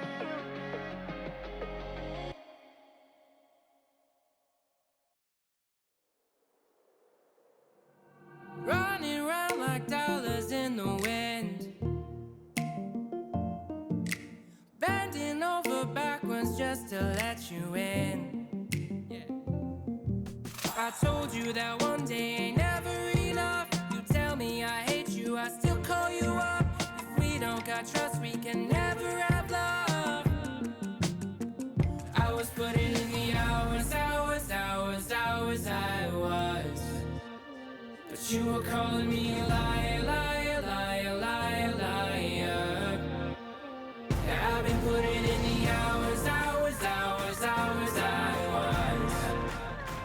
And it's coming down to now and now and now and now and never. I was putting in the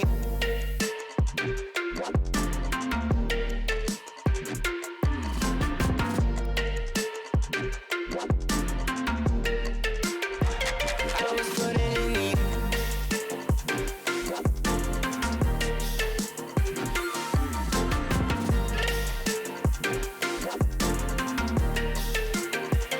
I was putting in the hours. I'm sick of fighting the things that you said. I don't wanna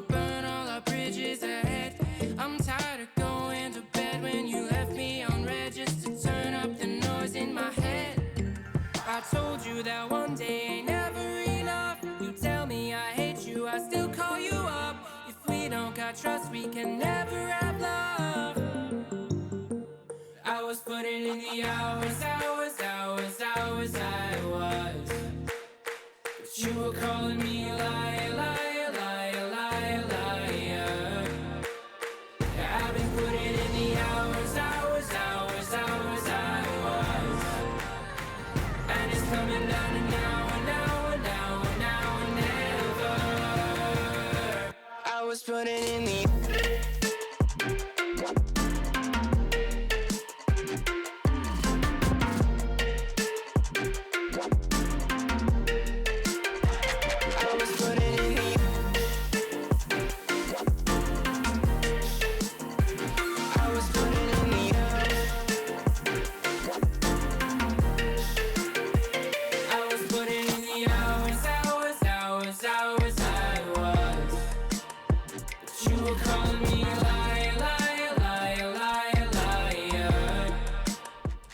All right.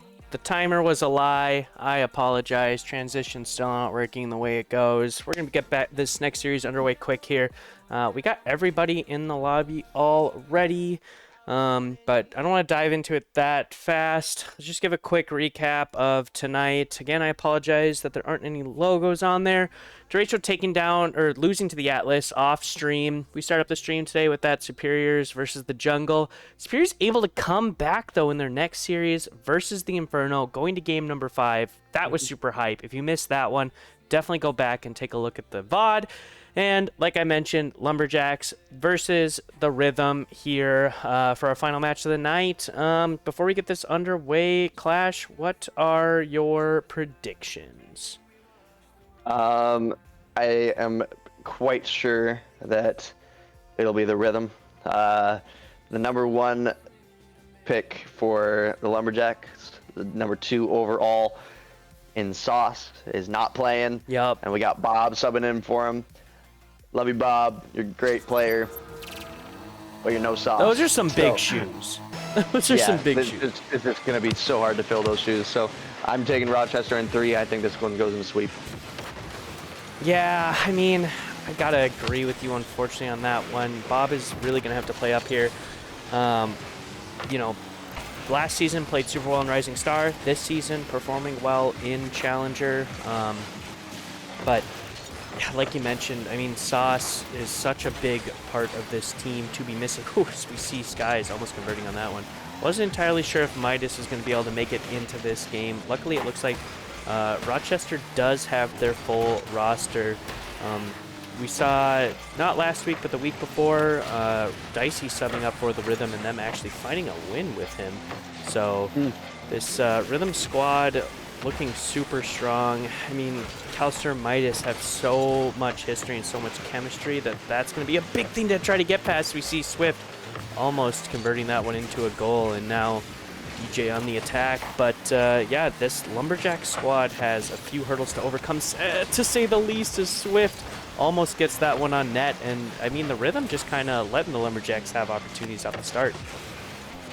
Yeah, Lumberjacks maintaining opportunities here is very impressive. I mean, Calster gets a demo on the back line, though. That could be huge for the Rhythm. They're trying to get this one back middle, not quite able to. Calster plays this one forward, and Swift deals with it well. But yeah, Lumberjacks holding the pressure there is very impressive. They're showing that they're not going to go quietly on this one for sure. DJ tries to play this one forward to Bob. He is able to. Bob just puts his soft one on target, though.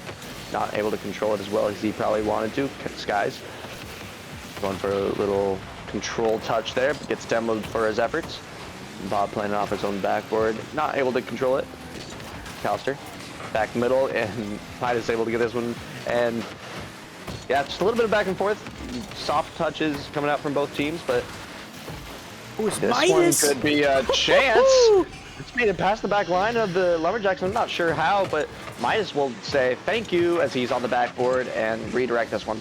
Yeah, big So 50 beautiful. by Calster there. Just kind of feeds Midas directly, and what a read by him. Absolutely fantastic. Rhythm going up by number 1. Can't blame anybody on the side of the Lumberjacks for that one. That was just a fantastic play for the Rhythm. Curious to see if that's going to continue. As you see Skies going off his own backboard over to Midas, tries to 50 it off him, not able to get the pinch. Calster now just pushing the ball across the field. Swift looking for an opportunity, but he's going to get demoed away. Now Midas looking to challenge DJ. DJ's actually just going to go missing. He gets the beat on Bob too, but Swift is going to be there. His Skies goes missing. That would have been absolutely detrimental to the Lumberjacks. I mean, if Skies had gotten that 50 off of Swift, it would have been free as we see Bob responding. Let's go, Bob. A massive challenge. That 50 off of Cal by DJ. Bounces it out towards the corner. Swift with a touch. Feeds it directly to him. And Bob showing that he can hang in Premier. Absolutely, and it's interesting because the Rhythm, when they got scored on there, every single one of them were just about full boost. It was really a positioning issue. They couldn't go for that because they had plenty of boost to challenge it. They just weren't in the right spots to go for it. So Rhythm need to figure out those rotations because they shouldn't have gotten scored on by the numbers, but they did, and Lumberjacks are happy with it because Bob was the one that put it away. The sub getting that goal.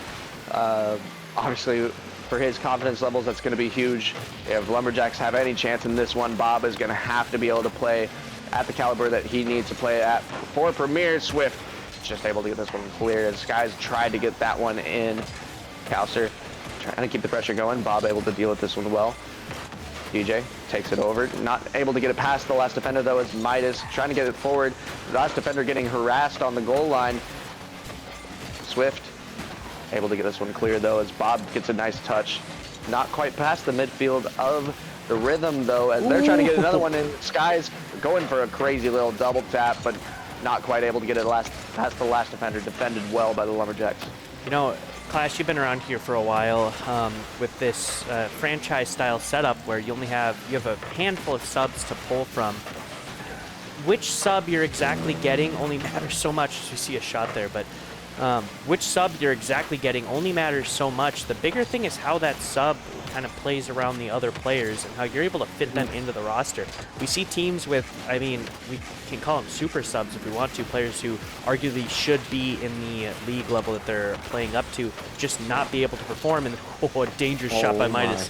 But then you get some subs who, it doesn't matter how well they're able to play, they're just able to slot into their team's play style and just kind of fill in whatever role needs to be done. But the nerves are another big thing for those subs. It doesn't matter how they play if the nerves are getting to them. And Bob really showing up here in game number 1, keeping his team in this. I would assume he probably has some level of Premier experience so far this season. I don't know if he has in prior seasons, but showing up so far as we're looking like game number 1 is going to head into overtime. Sky is trying to make that stop, but not able to get under the ball to get it on net. And yeah, game number 1 OT here. Lumberjacks playing very solid and just kind of trusting each other, cycling very well as we see Bob with the game winner. Can't get enough of him. What even happened here? The touch by Midas. Oh, that 50 by Swift was nasty. And just no rotation coming back fast enough for the Rhythm. Basically a kickoff goal. I know it's 7 seconds in. That is enough time to not necessarily call it that, but the play really just happened off the kickoff, and Rhythm weren't getting back in time. And Bob being the clutch for his team, just showing that Sauce might not have deserved the 2nd overall pick, and it should have been Bob. But the Lumberjacks, yeah, getting the goals there. They're getting the pressure that they needed. That's all that they needed. Obviously, outperforming what we expected from them. We thought this would be a sweep going in the favor of the Rhythm, and Lumberjacks get one. Yeah, I mean, Bob is welcome. He got to warm up against my team in the first series he played today. They weren't able to turn it into a win, but obviously getting to play some of that high-level experience before going into another series is super beneficial. Having a sub on a doubleheader is probably better than just having a sub from week 1 to week 2, in my opinion. You're able to carry that experience immediately into the next series. And here we see it work out massively for the Lumberjacks, as Bob, the only person to connect on the Lumberjacks side, is able to turn it into 2 goals, the OT winner.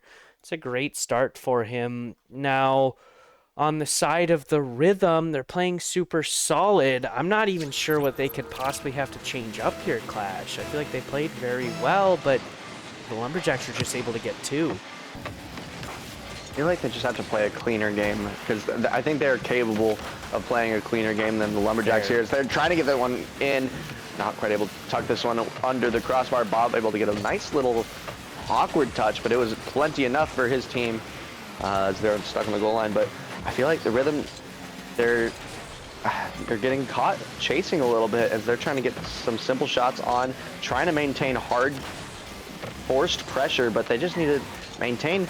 Swift goes missing here, left Bob on an island on the back line, is able to get the clear though. Skies gets a double tap in, just no defender left to get this one back as Skies gets this one away. What a read by Skies too, off of Callister's touch into the corner. Beautiful goal explosion. I love the old Team Envy logo.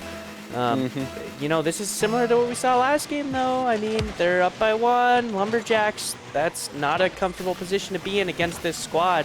Swift trying to get this one out over to Bob, not able to get the shot. DJ left with some space. He's going to look for the 50. He's going to lose it to Callister, though. Great touch out towards mid. It's going to be a bang on net. Double commit by the Rhythm, though. Ball is going to get cleared away. That was a very dangerous situation. Callister's slotting this one. No boost, no problem. I don't even know where he came from. Looks like he chased it up the field. That 12 boost he got just enough to get a piece of that ball. Barely over Swift as well. Rhythm up by 2, and you know, I bet losing that first game had to sting a whole lot. So I cannot imagine they're looking to go down by 2 in this series.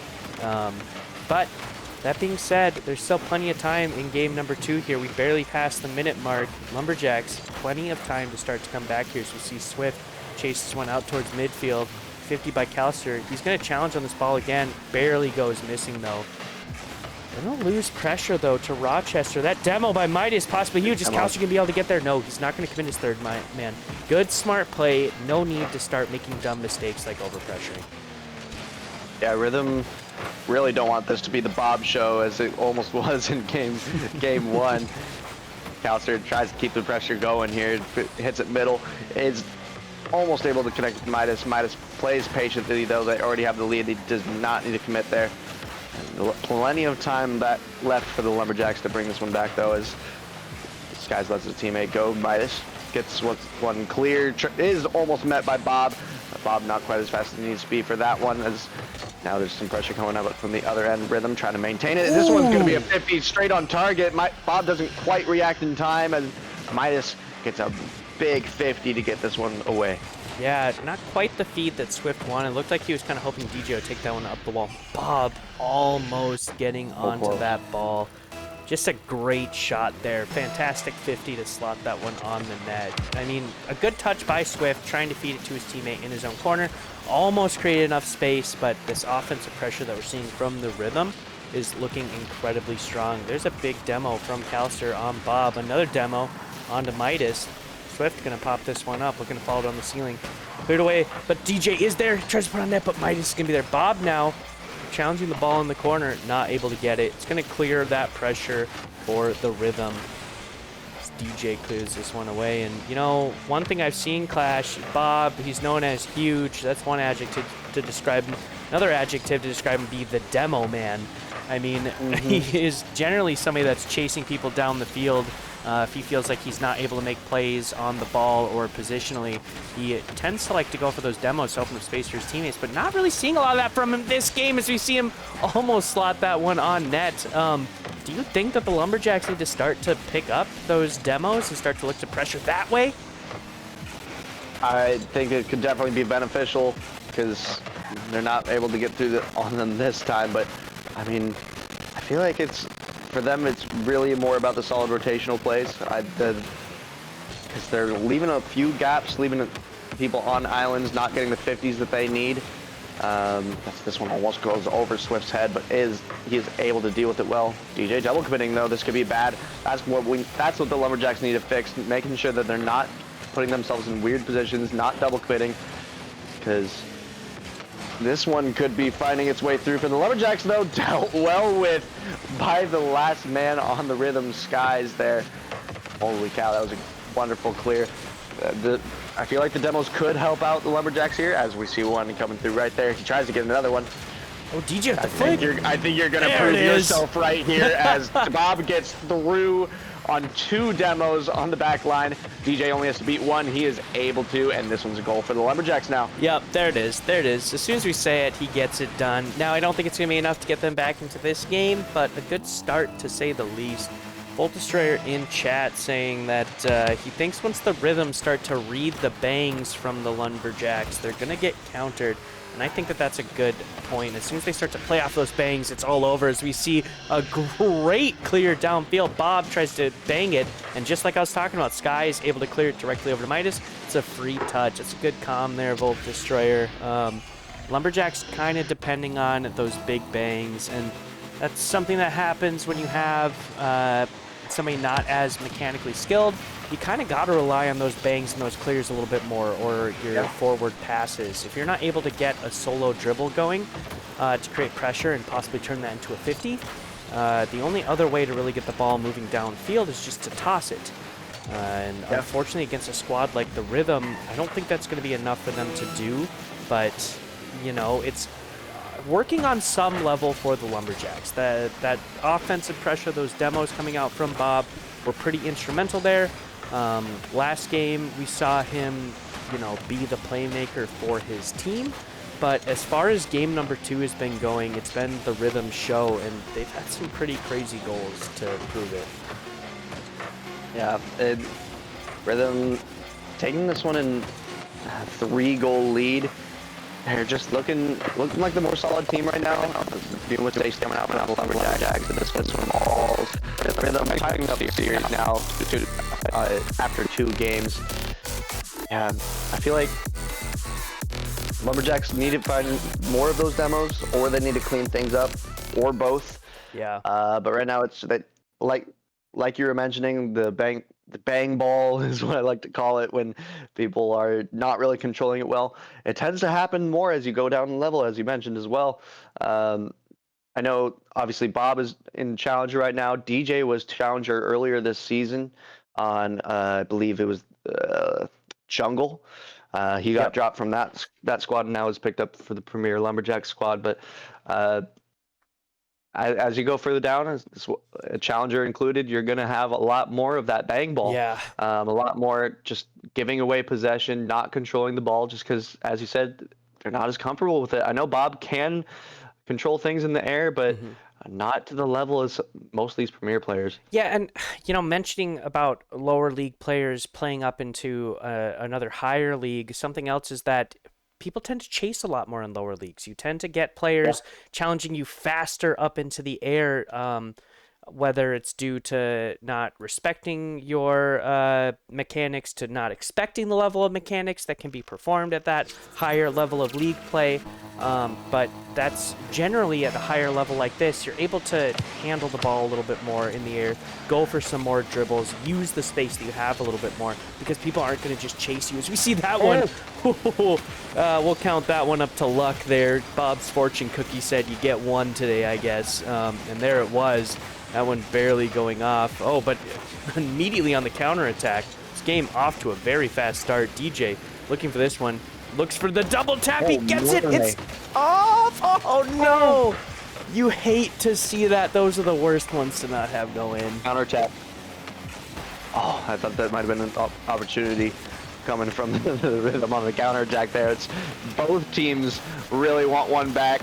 Lumberjacks had an opportunity, couldn't quite get this one. It could be another opportunity. Midas able to get it cleaned up. Finally, we have the goal that we thought we were going to have early on. Rhythm early on triple committing, not getting one in.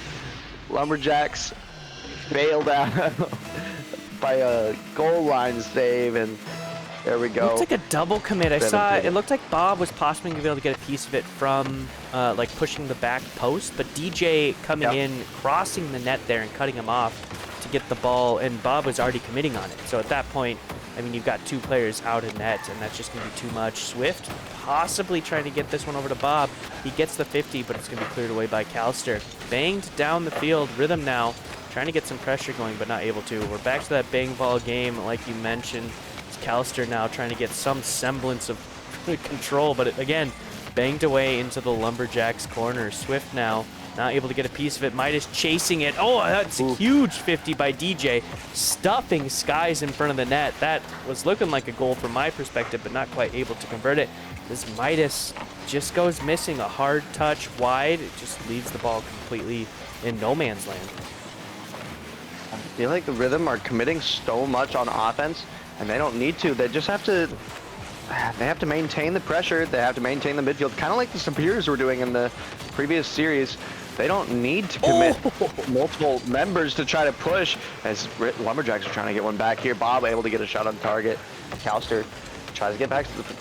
Bob here is able to, with a good 50. Skies able to get a foot reset. That was very mechanical. I like to see that. Calster tries to maintain here. Bob doesn't need to beat him because teammates are beating each other on the Rhythm side, excuse me.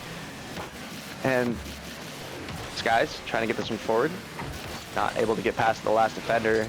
But as I was saying, the Rhythm, I feel like they don't need to press super hard because, as we said, the Lumberjacks are not controlling it as well as they probably should. And the Rhythm pressing hard in the offense is not necessary when they're giving away possession. If they maintain the midfield, they'll be able to keep the pressure going. Yeah, the mechanics that we're seeing coming out from the Rhythm are eventually going to amount to a goal here. Yes. I mean, we saw 2 really clean flip resets from Skies that, even though they didn't directly turn into a goal, those sorts of plays create, I mean, anxiety in the players playing against you. If you start to go for those consistently, you have no choice but to respect them. And then that, it's Callister with the bang off of Sky's touch. Those sorts of plays, they create anxiety, and they're either you're going to have to go for it, which allows them to fake it, or they're allowed to 50 you. And suddenly the other team is able to play a lot faster and a lot stronger off the plays that that very mechanical player is creating. And we're just not seeing that same level of play coming out from the Lumberjacks. Maybe I have to assume it's nerves, or, you know, Swift's trying to compensate and not wanting to go for a flip reset where potentially he loses the ball and is flipping away into no man's land. So we see an unfortunate team bump on the side of the Lumberjacks. Not going to quite convert into a goal immediately. Callister putting that one onto the backboard, but it's there for DJ to clean up. He's not going to chase this one. He's got Bob out at midfield. He goes for the musty. It's up. Bob goes for the touch, but Midas reads him. Swift is now there. Shot just off.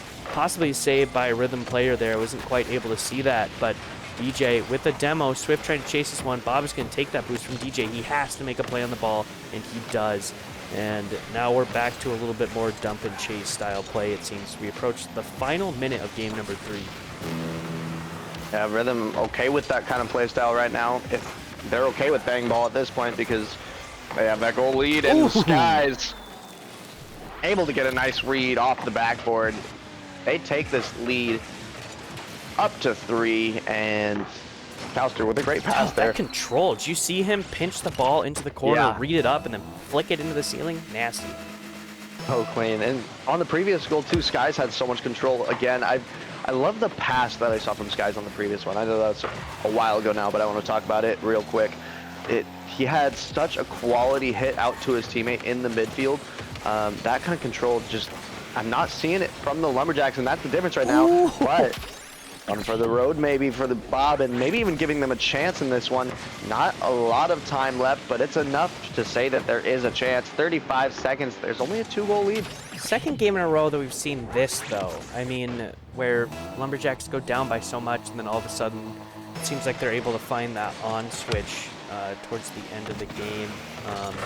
They just need to shut down a little bit more on the offensive end, or on the defensive end, excuse me, and then figure out how to turn that on switch a little bit closer. As we see Swift going for it, not quite able to get a touch on that ball.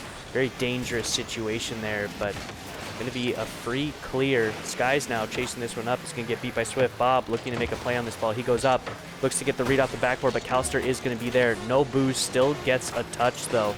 And all that the Rhythm have to do is kill this clock and they're going to take game number 3 and now threatening match point against the Lumberjacks.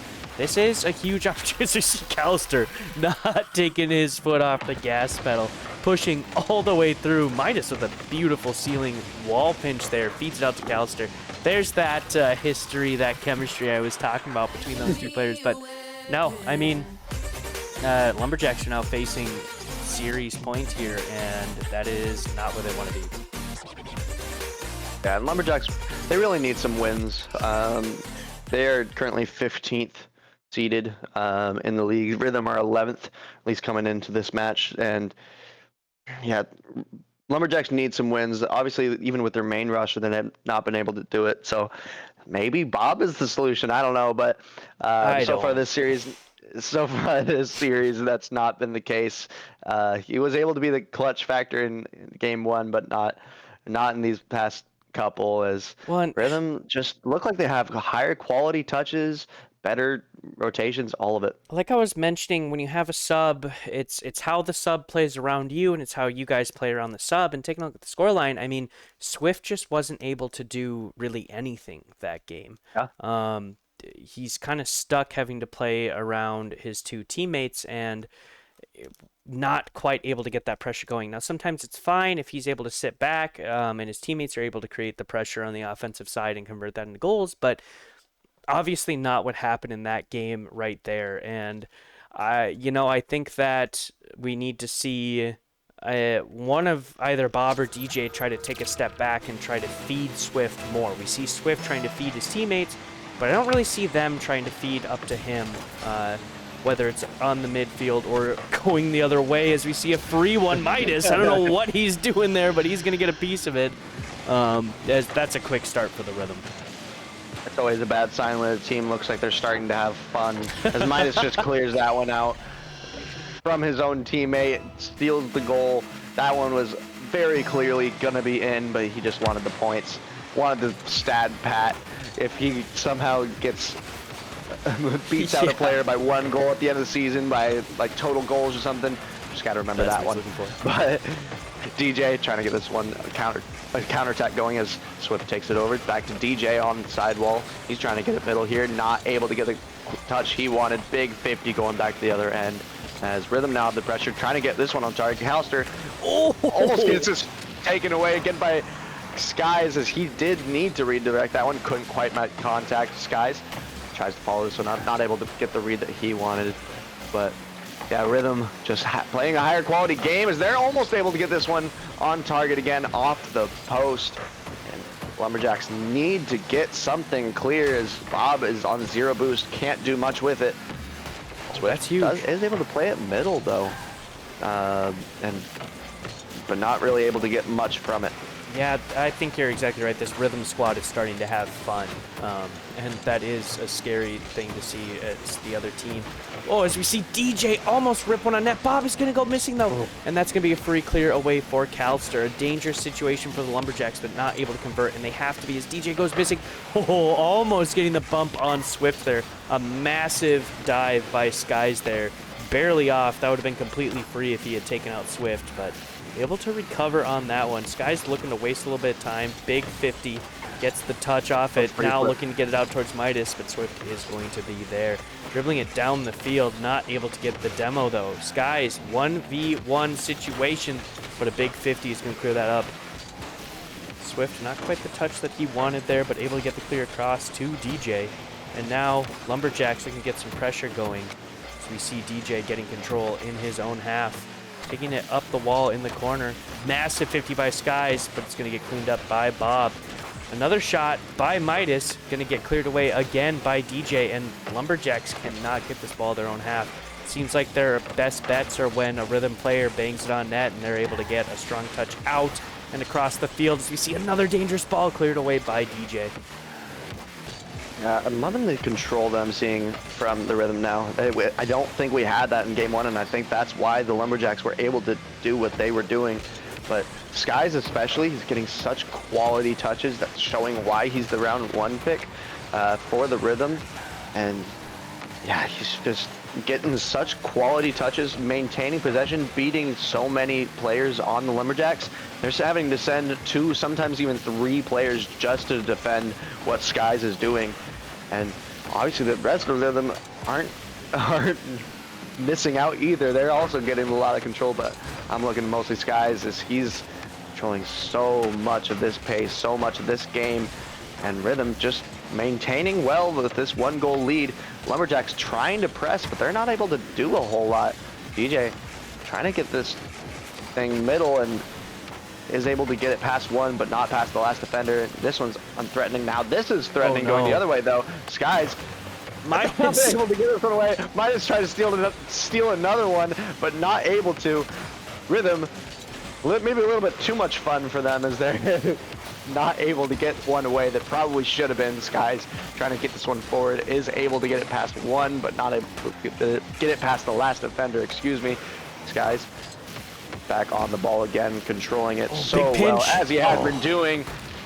Not quite able to get that one on target, and Rhythm have killed so much time, only a minute left on the clock. They could possibly still wind up regretting that that save that Midas had, that team save there. Not exactly what you're looking for, but under a minute to go. Still plenty of Rocket League that can occur here, and Lumberjacks are not out of this one yet. I mean, they take this win, and it's, again, back to match point, but now it's both teams facing it. So Lumberjacks really looking to push this to game number 5. The mechanics, though, I'm starting to say it. We see Callister read this one off the backboard. The mechanics from the Rhythm are just unmatched in the series. Skies, like you mentioned, is playing so well. His ball control, his touches are really just kind of unmatched on the field right now, and Rhythm are going to capitalize on that. You can't just have a player do that. You can't continually leave a player to create opportunities to his teammates, as we see almost another one. But Midas looking to possibly try to be the MVP for the Lumberjacks. Likely not going to be able to pull it off, but a very close series nonetheless. That one almost goes on, but Swift is going to clear it. Big bang out towards midfield. Clock is running down. Lumberjacks need an answer, and they need it right now. Bob not able to get a touch on that ball.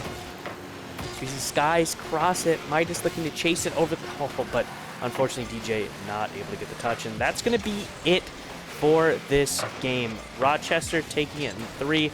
Or in 4, excuse me. Yeah, I was going to say we expected it to be 3, but Lumberjacks able to take that game at number 1. And, you know, even though Rhythm played super well and they kind of ran away with it, that was a pretty fun series to watch. I think that Lumberjacks had a dog in the race a little bit more than I would have guessed originally. Yeah, I agree. Bob put up a show in the first one, and he didn't shy away on the ones after that, but yeah, the difference maker on the Rhythm, Swift. I'm sorry, not wow, I said Swift. Skies, different S name. Just had so much control. Showed why he was the first round, and not having another first round on the Lumberjacks to match that kind of control. Basically, once Rhythm played their game, didn't try to play the bang ball with Lumberjacks like they did in game 1. They were just able to control that game, control that series, excuse me, and they looked unstoppable at that point. Yeah, I mean, 11 shots for the Rhythm, 3 for the Lumberjacks. That does kind of sum up that whole series right there. Yep. Bob really doing everything he can as the sub, but when you're missing your first round player, that is a large gap to fill. Especially in the Premier scene, where there is a little bit more of a gap between your first round and your third round players than what we might see in other rounds. That first round is your carry, and you know, they did everything that they could, but Rochester is just a solid team. They're looking super good, and they're going to be a team to watch as we head into the end of the season here. Definitely somebody to watch in the second major coming up in just a few weeks. We do have 2 more weeks of league play. We've got, I believe next week is a break, and the week after it's looking like will be a single header and then another single header, and we'll call it after that. But it's going to be it for us. Clash, thanks a ton for stopping by, getting a couple series in Casa with me. It's pretty exciting. We'll be back next Thursday, possibly next Thursday. We might shift it. I know that the major is next week, but keep an eye on announcements. There might be some shifts coming up soon, guys. But nonetheless, thanks for stopping by. We'll see you all soon.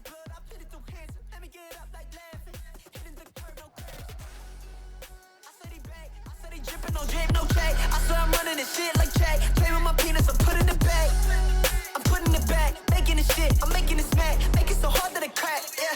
Making it kick with a clap, yeah. I bag the baddest bitch, she bad as shit, I'm bad at this. I got the benefits, I managed this, I had to hit. I'm at the father figure from above. I wish he had his figured at me when I showed him love. I'm back to winning, yeah.